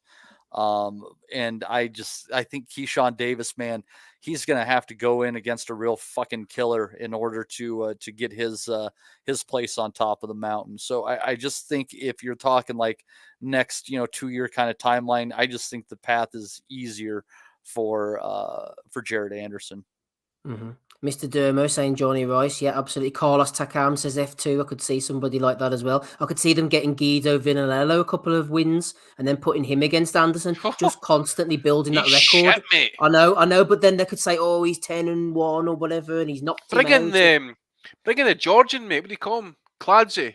At least we'll get at least he's knocked out well. Oh yeah, he hasn't fought him yet, has he? Everybody fights him. That crazy fuck will at least try, man. He's out of his mind. True. He'll at least come to win. That's a good one, actually. Put the foil away, says Mark Stanton. Absolutely, 100% right. Roberto. Gaziev needs a fight. Gaziev? Yeah. Someone with a pulse for a change. Oh, no. I don't think they'll bring him over, unfortunately, but you never know. Rob, Jared Anderson or Keyshawn Davis? Who's getting you going out them two? Yeah, I like Keyshawn Davis. He's slightly slow, I think, and loads up a little bit early, but throwing punches with bad intentions. And before I saw him a bit of him, I kind of thought Bomac was one of these trainers that's just inherited a guy with exceptional talent, and I think a bit of that's true. But as well as that, there's kind of obviously an offensive style that he's teaching because. And I don't know if it's from training with Bud himself or Bomac, but whatever about being in that camp, as Matty said, it's working for him. His shot selection, the way he cuts the distance is very like Crawford. The way he finishes is very like Crawford. He goes to the body a lot like Crawford. So a lot of similarities. Still has a bit of hair like Crawford had when he was at 35, to be honest with you. He's very similar. What I'm trying to say is he's very similar to Bud Crawford, or showing signs of that, certainly at this stage. Moving him along nicely, accelerating him, like obviously has exceptional talent, has a bit of dig about him, and is in the right division for big fights. Like if he continues on the trajectory he's on, like you might see him in bigger fights sooner than later. But again, he's going to be in the Who Wants Him club, like, isn't he? He's fucking, who's going to want to fight him? Like, so again, like loads to find out about him. We have to see what he's like when he's tested. We have to see what he's like when he's hit. We have to see what he's like when he's up against different styles. But the signs are definitely positive. And the other guy I haven't watched that much of, to be honest with you, so can't really give an educated judge on it. But I had Keyshawn for the stoppage, and who else? I think I had the other guy for a points win over Kiko. So running away with the Nutters, knocking out all bums in the Nutters messenger group, and 12 points clear. I think I am I? 12 points. I'll have to have a look at the table. Only looking at the bottom. Matty, anything else from the undercard quickly before we move on, please? That you caught, ESPN? I did not catch anything else on that undercard. Fantastic. That's nice and easy. We shall shift on then. Quick talking point before we look at the action for next weekend and also go to the Bellew of the weeks. I'll bring you on this talking point, Andy. We're going to play a little video for you first of all, and then you can let me know what you think about a little story that broke this week. Unfortunately, it's not Conor Clem this time, but the guard had his say anyway on the Amir Khan situation. About incidental contact with another person. Did you see that, Gareth? Yeah, but I'm not buying that. I don't buy that. You can't shake someone's hand and then have PEDs in your system. I don't get it. So what do? Do you lick your fingers afterwards or something? I don't really. Guard licking fingers there, Andy. It's Amir Khan, of course, man. I thought better of Amir. I don't know. I just felt like he was one of the clean ones. Any insight, any opinion on what's happened this week? To be honest, mate, I found that a bit strange. Actually, it's taken 15 months, whatever it is, for it to come out. It's a strange one, and to believe it or not, actually, see after the Conor Ben situation broke, regards to like say, what was Khan claiming that it was contact? He came into contact with someone that had been using this drug or something. Am I right in saying? Steve dropped away there. I don't know, to be honest with you. I think he's obviously taking something. To be fair, you never hear from a guy that's actually admitting that he's taken it before. But there is something going about actually, and it has been tested. I don't know if it is possible that if someone touches you with like a cream, for example, and it rubs into your skin, it can then get into your system and you can pop positive. Apparently, I need to go and find it. There was some article that had been issued, and it was like, this is how the testing, sometimes can be so sensitive that it can pick up something like that. I'm thinking about these poor bastards having to go about with fucking marigold gloves on all the time, and that sort of day you touch something or fucking face masks on. To be fair, I would be more raging if Cam was an active fighter. I forget what was it he got tested for again, but I think it was a kind of booster possibly. Maybe helping maybe cut the weight and then to try and obviously kind of like maintain a bit of power. I'm not too sure, but look, as I says, it's taken him a fair bit of time to come through. I haven't really followed it obviously because obviously news broke this week. I've been a bit kind of busy this week and that as well, to be fair. So I'm not too up to speed with it. I dare say others will be, but again, just taking too long for it to come through. I don't know if there will be any other repercussions for Khan. Obviously, he's been banned, whatever it is, 2 years. So I don't know what's going to happen off the back end. I don't know if he got sued or anything like that. Well, I remember what happened with Felix Sturm. He got sued, or he ended up doing time, for his PED failure. So I suppose probably need to start happening in this country, actually, or other countries. These combat fighters that test positive for fucking drugs, that man should be getting a mandatory sentence of some sort, like 6 months. Fuck this pish, man. I'll tell you what, just getting people online a little bit here. Tank versus Garcia and the hope of Bud versus Spence, the faint hope of Bud versus Spence is the only thing keeping me interested. Amir Khan, I've been a massive Amir Khan fan over the years, man. Fuck me, he'd never in a bad fight anybody, pretty much. Thought he ducked Brook or whatever. But other than that, a fucking thoroughly entertaining career. But when you look at it now, he sounds guilty as fuck, man. It's just, I'm not trying to be fucking Peter Hyatt here, or whatever, but he just sounds guilty. He says, I don't want people to think that I cheated. Well, what the fuck do you think they're going to do? You fucking had Osterine in your system, and if these fellas know that stuff can get into their system, it's going to pop them as banned, and it should be taking better care. Every British fighter, it's all oh, I'd never cheat. Keep a stiff upper lip. I fucking shook hands with somebody, old chum. Nobody owns up to the only person in the sport, as I said, who's come out as guilty is Big Baby Miller. Hold on, the fucking takeaway man's here. Bosh, I'll get back to you. The takeaway man's come, flip me. Wonder what he's bringing. I need to find that article, Steve. I was saying there, I think you just popped me briefly. There was something. What was it that Khan's excuse was for popping positive? He said that he shook someone's hand, didn't he, or something? As I say, there has been something. I need to find the article, but there's some allegations about the drug testings can be so sensitive that it can be like somebody's got maybe had a steroid cream, for example, like a corticosteroid. You've rubbed it into your skin for something, and it's somehow popped positive. Apparently that can happen, but God knows what or where part of the body if that happens. I mean, I would need to get in the bloodstream somehow. I don't think shaking someone's hand unless you've got a cut somehow would actually constitute that day, to be fair. But I need to dig it up because it was interesting shit. Pharmacist. I suppose, rub it over the helmet a wee bit. But as I say, there was definitely something I need to go and try and dig it out because it was, I think it'd be quite interesting if that's his excuse. Any opinions, Matty, before we move on? Yeah, worst drugs cheat ever. He took a fucking beating. That's what I was thinking. Who's supplying this shit, man? I don't know. At the very least, he's got some court evidence and he should get his money back. Yeah. Hope he kept the receipt, old Amir. Getting busted there. Does anyone think, as well, Amir, when you look back at it now, he's probably one you didn't suspect, but when you look back at it, he fucking knocked over like a skittle by fucking Breeders Prescott, then goes away to fucking work with Freddie Roach and Alex Ariza. And all of a sudden he's standing up to Marcus Maidana in the fucking 12th round. You know what I mean?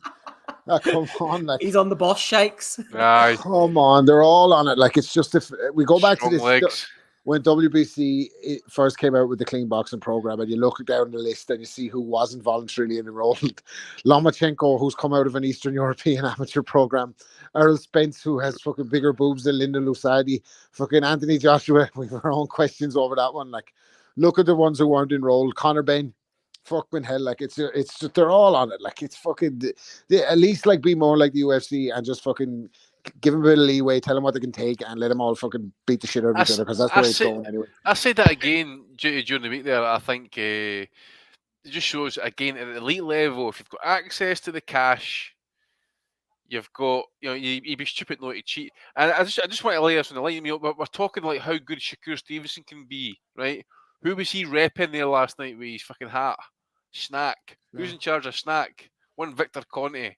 So Jared Anderson had Snack on the shorts as well. There you go, mate. There you go. And he's looking great for a heavyweight as well, isn't he? Yeah. So yeah, look, it's no drug test, it's IQ testing, as Uncle Victor would say. And he's been taking Eddie to task as well this week, or tail end of last week, whenever it was. Did we interview Victor? I thought we interviewed somebody about drug testing, and I can't remember who Gabriel it was. Montoya. Thank you. Gabe Montoya. Yeah. Yeah, Victor never come on. Montoya was on at some point, though, definitely. Conte was on Joe Rogan way back in the very early days of Rogan, like. Aye. I don't know if I gave you the link, Andy. I know I think I posted it for the Nutters, but Hamilton Morris, if anybody listens to his podcast, he usually does this stuff about, clandestine, like, drug, creation, like psychedelics in people's garages and shit like that. He has a show on Vice, and he studies, toads you can lick and get high and stuff like that. But he interviewed, I'm trying to remember the guy's name, but he was basically the chemist behind all the shit that Victor Conte was distributing to people. Balco Labs. Yeah, and this guy was absolutely brilliant. But it was just a discussion about about drugs and testosterone and maximizing the human body and how all the testing and shit works. And it was a really fascinating interview, definitely done from a more scientific mindset. But if anybody has interest in that, check out Hamilton Morris's podcast. I think it was the most recent episode. There was an old Russian working for Conte as well on the track and that. So he used to train the fighters with the strength and condition. I think his name was Remy Korcherny. Did the Soviet Union team, won many golds. God knows what fuck it is. Rob mentioned about the Eastern countries, like God knows what the fuck else the Soviets were up to back in that time as well, man. The shit that they would know, their knowledge, and you combine with Victor's knowledge with the actual drugs itself, it's fucking insane. Like you never want to go down the road of like you never want to go down the road of pointing the finger at guys who haven't been popped, like, but sometimes it's just so fucking obvious in front of your eyes. Like I said it before, like I don't think Usyk wanted that fight with Fury in December because I think he was cycling off. Like he's fucking, look at the size of him, like for a cruiserweight. Look at the physique of him and all now. Like it's impossible. It's only, you can only do so much naturally. Like, and these guys are like superhuman athletes or whatever. And like the Khan thing, everyone has an excuse, man. Everyone has an excuse. Fury had the bull. Billy Joe Saunders had the nasal spray. Fucking Conor Bain had the eggs and the fucking whatever, his 270-page dossier. Amir Khan shook hands with someone. Give us a fucking break. Nobody's guilty. Like, nobody's fucking guilty. Everybody. And it's worth noting as well that UCAD didn't accept Amir's explanation that it came from supplements either. So there's that, like, and he's banned retrospectively or whatever. But, like, fucking hell, like, it's just thinking. And he's got about 8 months left in his ban because he's keeping retrospectively. Fuck's sake. It's funny seeing them all coming out, like, pointing the finger at each other. I'd like to see Simon Jordan, I said on Twitter, I'd like to see Simon Jordan there try and use his forum and get them all, because Frank Warren is pointing the finger, Ben Shalom is pointing the finger at Hearn, Hearn's pointing the finger back at Shalom. Get them all then to say, right, we won't have anybody on our books that's a drug cheat. Strict liability. Well, will any of them do that? Absolutely fucking not. Well, and here's the thing about it, Rob, though, is if everybody's cheating, then nobody's cheating. It's all just at the margin stuff at the end of the day. And I think they need to, and I've advocated for this before, they really need to have some scientific set saying this is as high as these levels can be acceptably, and whatever the fuck you do, if you want to maximize yourself to get there, Christ be with you, go on your way. And that should be the only barometer that we use, not substances found or anything like that. It should be specific levels that they're looking for, period, the end. Mm-hmm. Well said, Matty. Christ be with you on this Easter weekend. What happened to Robert Easter? Do you remember him? Oh, he was shit, mate. Didn't he get shot? Yeah, that's right. His Cisco broken in, remember, he got shot in the knee. One of AB's pals, wasn't it? Yeah. Toledo, Ohio. That's a motherfucker of a place, I'm telling you. Lovely. Maybe we'll go there one day. Maybe we won't. Let's have a look at the action for next weekend. Steve, if you find yourself going to Toledo, you'll have to ask yourself where you fucked up in life. I'm from Wolverhampton, Matty. The only way is up, baby. Let's get on to the action for next weekend. Just quickly touching upon this Friday, the 14th of April card. Archie Sharp was talking about fighting Shakur Stevenson at one point in his career. Things have gone downhill since then. He's still unbeaten, 22-0, going in against an Argentine next weekend. Danny Dignam, who got battered by Mr. Alim Halalala, is on the undercard as well. So Jordan Reynolds, whose career's hit the skids a little bit. I expected better from him. Let's get on to the big event, though. It's not pay-per-view. It's the Copper Box Arena. Sonny Ali's on the undercard. So is Moses Itoma against a pretty tough opponent, actually. Ethan James, Michaela Mayers turning up against Christina Linadatu. Sam Noakes going in against Karthik Satish Kumar. Hopefully he's as much fun as the Indian guy who fought against Jose Zepeda recently. Denzel Bentley as well, 12-rounder for the British middleweight title against Kieran Smith. And Joe Joyce in the main event, Andy, against Zhilei Big Bang Zhang. I don't mind the big guy, to be honest. For a big lump, he can actually put his shots together pretty well. I know he had the renal failure in the past, but I thought he did well against Hrgovic. Did enough to win that fight. It didn't quite work out for him. Could you imagine if Big Bang did the job this weekend and got rid of Joe Joyce? Then everyone in the heavyweight division would be like, brilliant. We have an excuse now. We never have to fight Joe Joyce. Isn't that just going to be karma this Saturday evening? Oh, Danny, mate, don't do this. Oh, fuck's sake. I never even thought about that. I automatically assumed that Joyce would win this fight, without doubt. It's going to be interesting, actually, obviously, because the one thing about Joyce, that he doesn't want to be taking heavy shots, or not even too many of them anyway. But yeah, I think in the end, he'll get to the guy. I just think his work rate will be too much for Zhang. I think he's had a decent camp, Zhang, to be fair. He's been here, fairly early in that as well, so he's acclimated as well. So I could pick a decent fight, actually. I think it'll go rounds, but I think once we get to around about the 9th or the 10th, fucking wife's going daft the phone here, man. 9th or the 10th round, I think Joyce might start kind of breaking him down, possibly force a stoppage late. I don't think it'll be a knockout. I think it'll be a referee stepping in because of punishment. Yeah, I think early on, as you say, Andy, I think Zhang will let the shots go. He might have a bit of success. He might even buzz Joyce. I haven't got anything to base that, but considering he's a big guy, eye to eye, they're both 6'6", he can definitely punch a little bit. So I don't know, Matty, whether you're thinking Zhang can get the impenetrable chin. I think Bryant Jennings had a bit of success, but he was a smaller guy going to the body, and he managed to hurt Joyce slightly, but to the chin, nobody's been able to do it yet. But I do think for the first 4 or 5, Zhang will let the shots go. It'll be pretty even Stevens before Joyce takes over. Yeah, I think this will definitely be another one where Joyce takes the stoppage on the back half of the fight. We'll see how that works out. That'll probably go exactly that way unless I choose to put $5 on it, and then obviously Zhang will win. Or Zhang will win. And God damn it, Steve, you know what will kill you right now is look at this week of upsets that we just experienced here. And you wonder if there's just one more in the waiting. And we've been bigging up Joe Joyce as he's been battering these fuckers around the ring over the last couple of years. And then you maybe this big son of a bitch is there to take this guy out. But everything would tell you from what we've seen is that Joyce is just going to take the best that Zhang has to offer, slowly wear him down, start landing that long jab and the right hand behind it. And maybe you're right. Maybe it'll be a referee stoppage on it, or maybe he'll hit the canvas.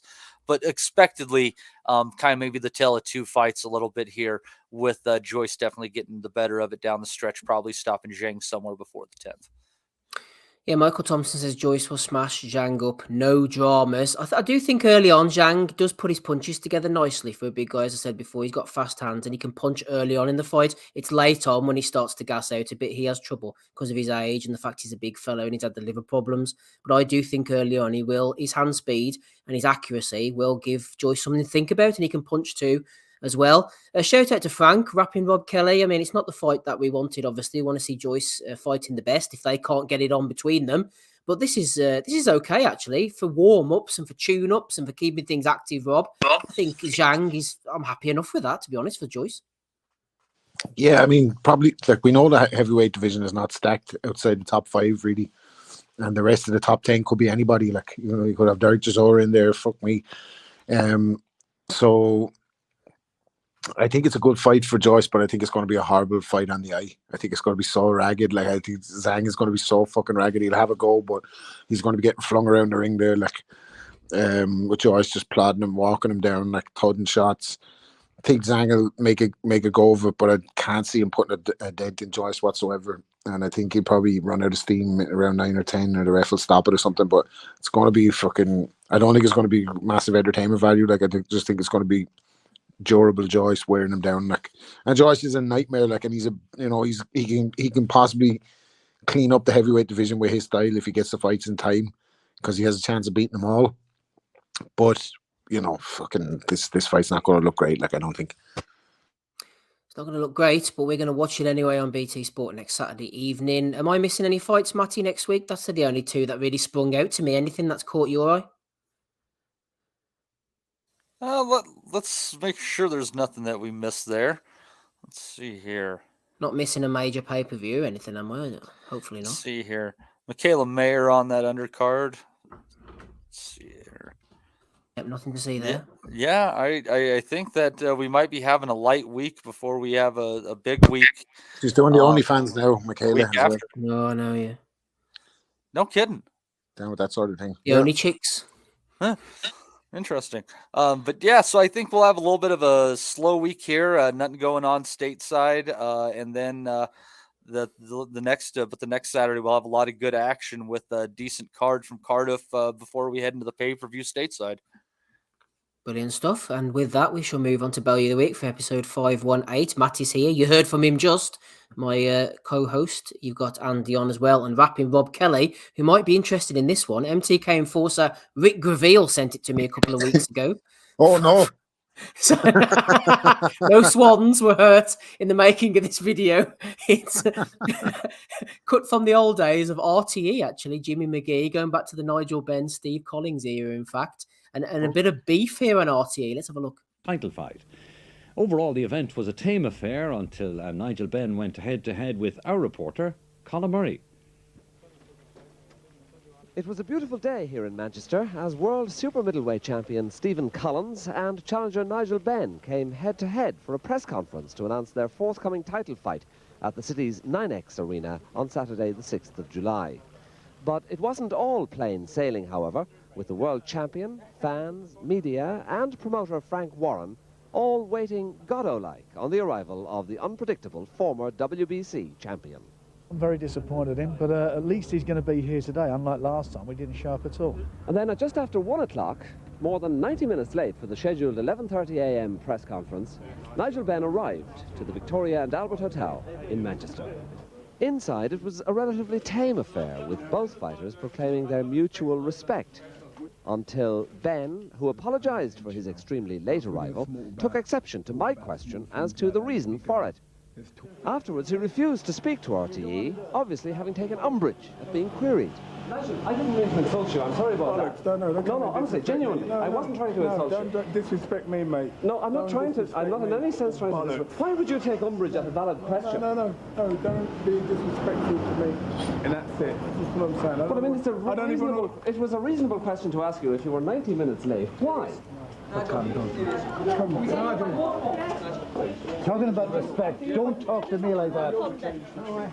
Despite the long wait, however, a patient Steve Collins is very much looking forward to their forthcoming clash.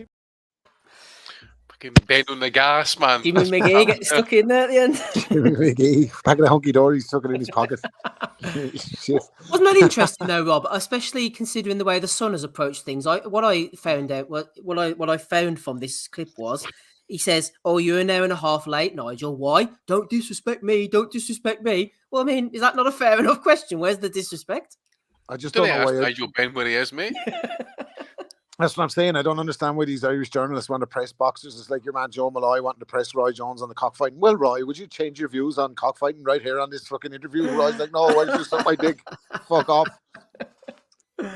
Interesting though that he goes to the disrespect line, isn't it? From such a mild. Jimmy McGee was going to stick the nut on him, man. Kelly Maloney style. He was going to fucking stick the nut on him there at the end. You see, don't fucking talk to me like that. I didn't say it. Little shoulder roll there from Jimmy McGee. If I was 50 years younger, I would have beat your ass. You wouldn't do shit. Good times indeed. Thank you to MTK enforcer Rick Graville for throwing that one our way. The bouts have flown thick and fast, Matty. As you said earlier, hammering Hank Lundy, Teflon Fitness Promotions and Stay Ready Promotions. Next week, yeah. Presents Basement Brawls. That was yesterday, Saturday the 8th of April. V-Hustle went in against Davon. This was in Philadelphia. Should have got your ass up there, Matty. What happened? Yeah, I have no Who idea, won? to be honest. I don't know. Well, why would you tease me like that, Steve? I didn't realise the date until I started reading it out to you there now. Hey, why is this in the value of the week and not in our recap of the previous night's action? Well, I suppose it should be. I got sent a couple actually. Matty There's was trying to another find one where for you could buy that online. He was. They are. That's the kind of shit that Tim Boxeo was talking about, man. That's the shit he posted. That Look is at that. fucking- That's fucking terrible. What's this? Who the fuck in their right mind, man, would even think that's appropriate or even? I mean, look, why have they got a cunt here in the fluorescent vest? Look like he's looking for like some cunts fell out of the rail and doing the fucking cliffside or something like that. You know? Well, who are they? Looks like the cover from a fucking 80s B movie, doesn't it? Like, is that like Drew McIntyre at the top there? But is it he's shaved his beard off or some shit? It looks like these two fellas having a fisticuffs have formed some kind of unlikely alliance on a prison chain gang, and they're going to break out by fucking, and then a series of adventures is going to ensue, doesn't it? It's got fake actors though, and it's Jean-Claude Van Damme. Somebody needs to tell Gabe that they stole a picture from his family reunion. You find Gabe, man, might be dead probably. Exactly, Gabe might be ringing. Well, then he'd be much easier to find than we're even realizing. Hopefully somebody Revenge. finds him in the basement. Basement balls, Matty, mate. There you go. We've been looking for him this whole time. Maybe it is the basement. Maybe he is so big that they have hollowed out Gabe and are now having fights within him. Show us that poster again, man. Fuck's sake. Look at that. They formed an unlikely alliance in the prison chain gang. They killed his brother. Now it's time for revenge. It's like the A-Team fucking revisited there. Yeah, but that headband dude does kind of look like a pussy version of that big Korean guy in fucking Bloodsport. Bolo Young. Bolo Young, That was a big son of a bitch, man. My God, was he massive. What's Chivaret's got to do with this? This fucking sponsor in the background. What's going on up there? Crayovets, whatever the fuck that is. No, it's live on Facebook, so we'll get to watch it for free.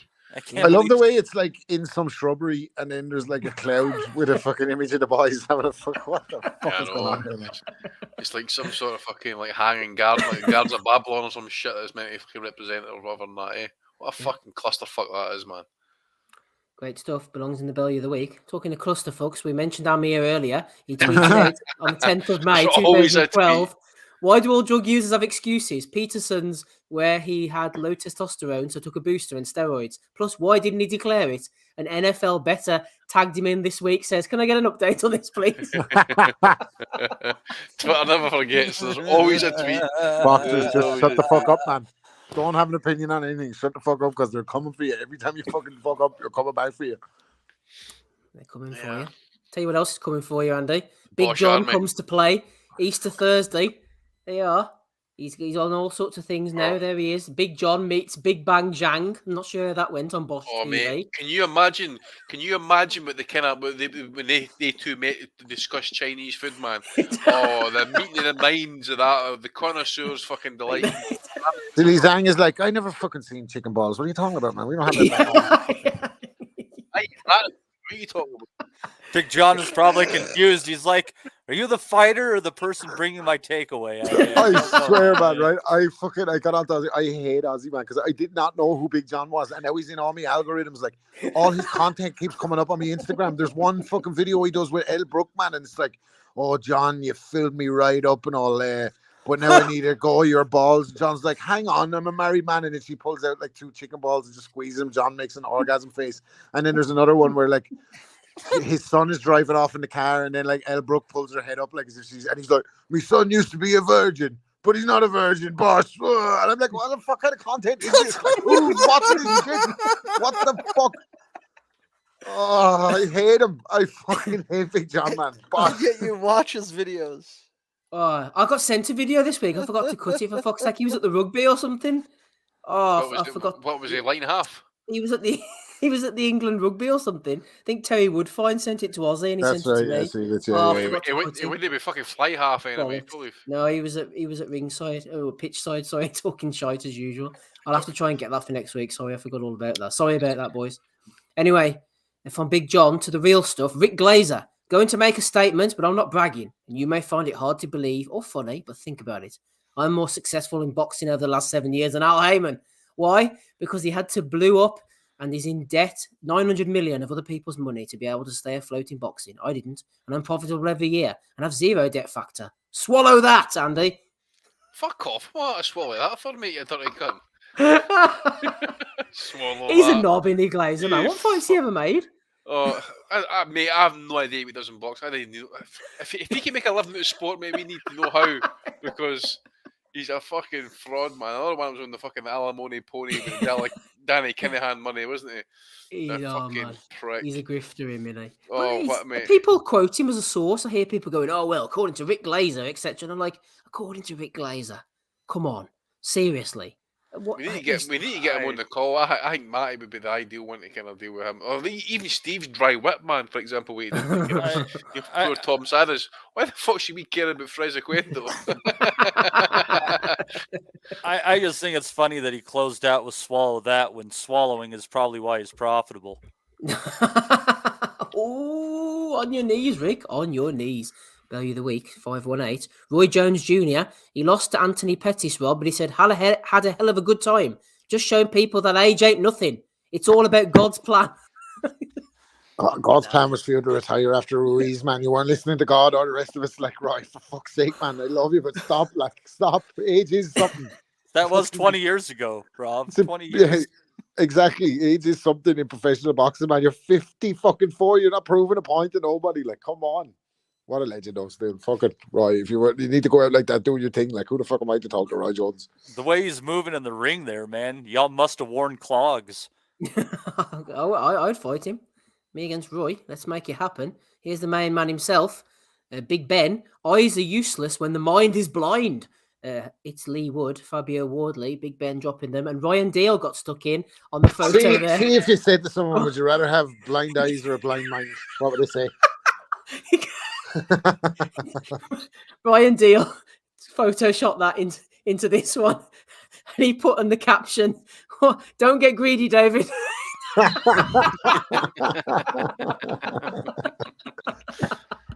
He's brutal, isn't he? Brutal Mente. Brutal Mente. What a man, Ryan Deal. He's been up to no good. Here he is again. The guard having a shower. I can't remember if that was him or Damo. They're all throwing them out left, right, and centre every week. Oh, wonderfully creepy. Wonderfully creative. One thing the guard would approve of, Matty, is Anthony Yiggett. Can you dig it? Can you dig it? Yeah, baby. That's scarier than his punch power, that, isn't it, for me? And you know about his punch power, mate. He might put them with some force. You never know. What's he wearing? A little dress, isn't it? Well, Rob, what do you wear when you go to a bisexual orgy? But I mean, Sweden's quite a kind of very cosmopolitan country, Rob. It's very open sexually. See some weird shit happening. Like you've got, oh mate, I tell you, see all the steam rooms and that, man. It's unisex. Sights you see in it, man. It's incredible.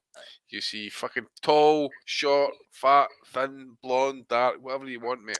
They're all a bit pale for me out that way. It's a little bit more fucking south of the border, but anyway. Let's not go there. Fucking hell. Well, actually, Rob, you're going to exactly the right place we need to be right now with the quote. Black couples tweeted out, "God when?" And Clarissa said, "God, I literally pray for this. Send him down, Lord. Send him on down." Two boys in the chat to take that up. I'd say, Clarissa, if you're fucking interested.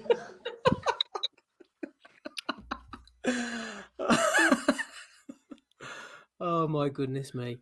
Ricky Gravel will be up for that, wouldn't bobbing in a swimming pool with Clarissa Shields. He certainly would. This one, Andy, I'm incredibly disappointed to say I'm now hearing that I will be removed from the May 20th card. This is Ellie Scottney in Dublin due to Chantal Cameron and a management insisting to my promoter that I'm not allowed to be on undercard because of who trains me. I'm not so sure about Belly of the Week. It's a messy old situation, this, isn't it? Yeah, I don't know what to say about it, to be fair, actually, because I haven't really kind of followed it. It's just, if it's true, it's a fucking shit situation, to be fair. But it's a world title fight as well at the end of the day. Yep. I think Yves Ludabella is it his fighter, I think, is involved as well. Shane McGuigan's the man in the middle, isn't he? And there's some kind of beef, and there's MTK. Yeah, but is Scotland no fought in Cameron's cards before with Shane McGuigan as the man, or quite possibly the trainer and that. So it makes no sense. It's odd, very odd. I think Eddie's got an interview. I've not seen it, but some people maybe be able to fill us in the chat what Eddie said. But it was basically saying, I think roughly along the lines that I don't know if he had a choice to deal with it. To be fair, mate, I really don't know. What's meant to have gone on between the two of them? It's all very hush hush, isn't it? There's NDAs and all that. Like, Yeah, I don't know. She put something out, didn't she, about going up and down from Northampton to London and training on her own? And I think it's just got messy, Rob. To be honest. Cash. Sounds like a lot of our women shit. To be honest with you, I think so. Like the quote in the swimming pool, just got messy. Dominic Henry, he'd be right over the goal. He loves the quote. He loves the quote. Does Dominic? Yeah, Dom, put himself forward, man. Don't be so shy. Get out there on Twitter. Fucking make it happen. She's head with them thighs. Aye, she has like some pair on her. Anyway, one more for you. It's getting uglier. I think this was Damo, the Dr. FMG, might have been Ryan Deal, who knows? But they've been mixing up the boys. We've got Edward. Oh, you heard. Oh my God. Amazing. Look at Femi, man. I thought it was Manny Pacquiao. Bad boys, they are indeed. I got sent a few more today, but I haven't been able to cut them because I've been out and about. So unfortunately, that's all the ones I have for this week. Matty, any from you, please? Oh, you got to give one to Rafael Ramos for the performance in that fucking Matisse fight. That was just fucking ridiculous. What a fucking chump he is. Yeah, we won't revisit what you said earlier, Matty, but we'll put him up for Bellew of the week, I suppose. That's maybe enough. He agrees. Andy, any nominations from you, Andy, please? Don't think so, mate. No, in terms of kind of the boxing thing. As I said, I've been really busy this week with obviously the holidays and that. So nothing for me, mate. Obviously, Amir Khan for failing his drug test. It's obviously been, it's come out 15 months later. Not good enough, mate. Not good enough. And probably one. No, I think that's it. Yeah, that's it, mate. Sorry. Yeah, no problem. Thanks to Terry Wood finally sent in the Big John one. I'll try and play that next week. Nothing from Oz. Anything from you, Rob? Fucking Jermaine Franklin's trainer clapped back at Anthony Bellew, didn't he, this week? He said Lorenzo Reynolds has called out Tony Bellew following their clash. He said, "I'm in the shape of my life. He looks like a 55-year-old soccer dad with a suit on. If Bellew has a problem, we can do an exhibition." It's not hard to find. He'll be at the front row of most boxing shows if you're looking for him. Jermaine Franklin's trainer. Just come and say hello. I'm liking that guy already, Rob. I had no idea who he was before the weekend, but I'm liking that comment. So yeah, man. Yeah, you let him have it, didn't he? Perfect. And I think Andy Lee was commenting on it. That yet? I'm not sure. I didn't keep up, but I saw Andy Lee said this. They asked him about the shenanigans at ringside side, and he was like, "Tony Bellew got himself involved, as he likes to do." No, Tony, man, he just wants to be left alone. Quiet life, wife and kids, mate. Just leave him alone. That's all the nominations I've got then, and the boys as well. So we had Nigel Benn coming in earlier on. We had the guard as well, along with Amir Khan. We had the basement brawls. Hank Lundy's enjoying it. That's good enough for me. We had whatever the hell that was. We had Amir again. We had Big John coming out to play with the Gillet Zhang. We had Big John again. We had the real Rick Glaser, not the fake one. Roy Jones. It's all in God's plan for him to get beaten up. We had unrivaled work. Don't get greedy. Ryan Deal again with the guard in the shower. We had Anthony Yiggett. We had the Groat careers going down. We had Chantel Cameron with the beef with Ellie Scottney. And we had the boys at the end there. And Rafael Ramos, of course, as nominated by you, Matty. Who are you going for this week, Matty? Bellew of the week for episode 518. Steve, I think you got to go for Amir Khan for getting a drugs ban for a fight retroactively that he just got his ass kicked in on so many levels. This is just a complete boner. Very eligible for the Bellew of the week. I got to go to Amir. He makes a good case, Andy, actually. He does, mate. He does. I mean, he was semi-retired Amir Khan for fucking years anyway, wasn't it, at that point? I don't think he was even active. Breaking news, guys. Breaking news. UK have released a statement to say that the levels found in his system were way too low to say that he has cheated and that he passed loads of tests beforehand. So he's getting off with it anyway. Bellew of the week to us then. Breaking news from Robert. Seriously? Dave Lee's put that in the chat. No, Dave Lee's put that in the chat. It's on Khan's Twitter or something like that. Amir's innocent. So you want to revisit your pick, Matty? Right now, Amir Khan just tweeted here. Give me a second here. UCAD have stated that their investigation into Amir Khan failed drug tests following his bout with Kell Brook determined that Khan passed multiple tests prior to the contest and did not deliberately take the banned substance Osterine. UCAD also stated that the amount found in Khan's system was 1,000 times too low to enhance performance in any way. Jesus Christ. UCAD confirmed Khan passed. Aye, so it's just kind of like a wee kind of headline effect here. So, aye. Why are you abandoning them then? Like? Why are you abandoning them then? Like? Why is he serving abandonment? Strict liability, mate. You sticking with Amir, Matty, or are you off the train? Let's go for what looked like the fights in the woods outside of somebody's meth trailer. Oh, there we are. The meth trailer. From Matty. Who are you going for, Andy?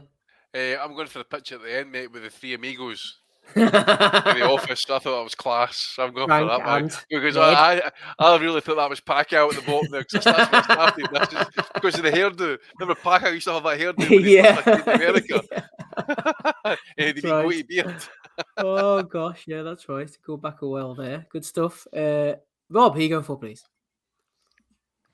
It's got to be the poster now that Amir's innocent, even though he's not fucking innocent. But anyway, we go for the poster. The boys there, like having a little fucking moment. Like, what the fuck? Who's made that poster? Like, for fuck's sake, Ryan Deal, get yourself out there, man. Fuck's sake. That looks like it's been put together by a 10-year-old. Like, it's like, you know what she's done? She's like been cutting shit out of like magazines and putting. Oh yeah, the Toys R Us catalogue. Exactly, aye. Colouring it in, then fucking sticking it on top. And, oh, what a shambles, man! These fellas in the background as well with the high vis. What's going on in your life? Like, what are you doing? Exactly. It's like there's like a landslide going on in the background there. Like, it's like workers, for example. Look at the guy in the middle with the fucking hat on and the fucking Ramsey Nisbet vest. Look the at fella him. with the fucking. He looks like Kenny Powers with a mullet and a fucking. I thought it was like Joe Rogan, to be fair. Do you know what country it is? Chivaretto. It'll be, I don't know. Guatemala. Oh, fucking hell! Anyone can get it. Jim's a lot, man. Fuck's sake. That's a lot. Shit, man. Oh, congratulations, boys. Boxeo, Apunio Limpio. It's going to be Limpa there and Chivaretto in Guatemala. Congratulations. You are the Belly of the Week winners for episode 518. Couldn't go to a finer group. Do you reckon there's rigid drug testing in Guatemala there? Yeah, I wouldn't have thought so. If you're not over the influence, you're not getting in. Those boys have won. Well done to them. Shout out to the Patreon subscribers who joined us this week. Tom Langendorf getting himself into the prediction league. Jason, Michael Sheehan, Jurgensen Fenkins, and Ali Brightwell. So we had quite a few joining up over at patreon.com/boxing asylum. Thank you to them. Thank you to everybody else. Don't forget to hit the like, subscribe if you enjoy listening. Next week, we'll have a pack preview show. I think it'll be for Garcia. Davis will be talking about that. We'll be going over Joe Joyce against Gilles Zhang as well and whatever else takes our fancy. Thanks to Matty for coming on tonight. Thank you to Andy Patterson as well. And rapping Rob Kelly. I've been Steve Wellings, your host. We'll catch you all again, same time, same place next week. And bye. We'll never forget. I think that's good happening. Go to Adam move! We want to be honest, yeah? Crying like a little bitch. I've never met a fucking swank that can fight me. I fell asleep. You're a fucking bum, you're a fucking asshole. Rumpo fucking Steltskin. But allegedly, Oscar Rivas has failed a test. 7 year ain't. I will fucking smash fucking you. I hope you fucking die. Be safe. I love boxing sounds. Simple as that.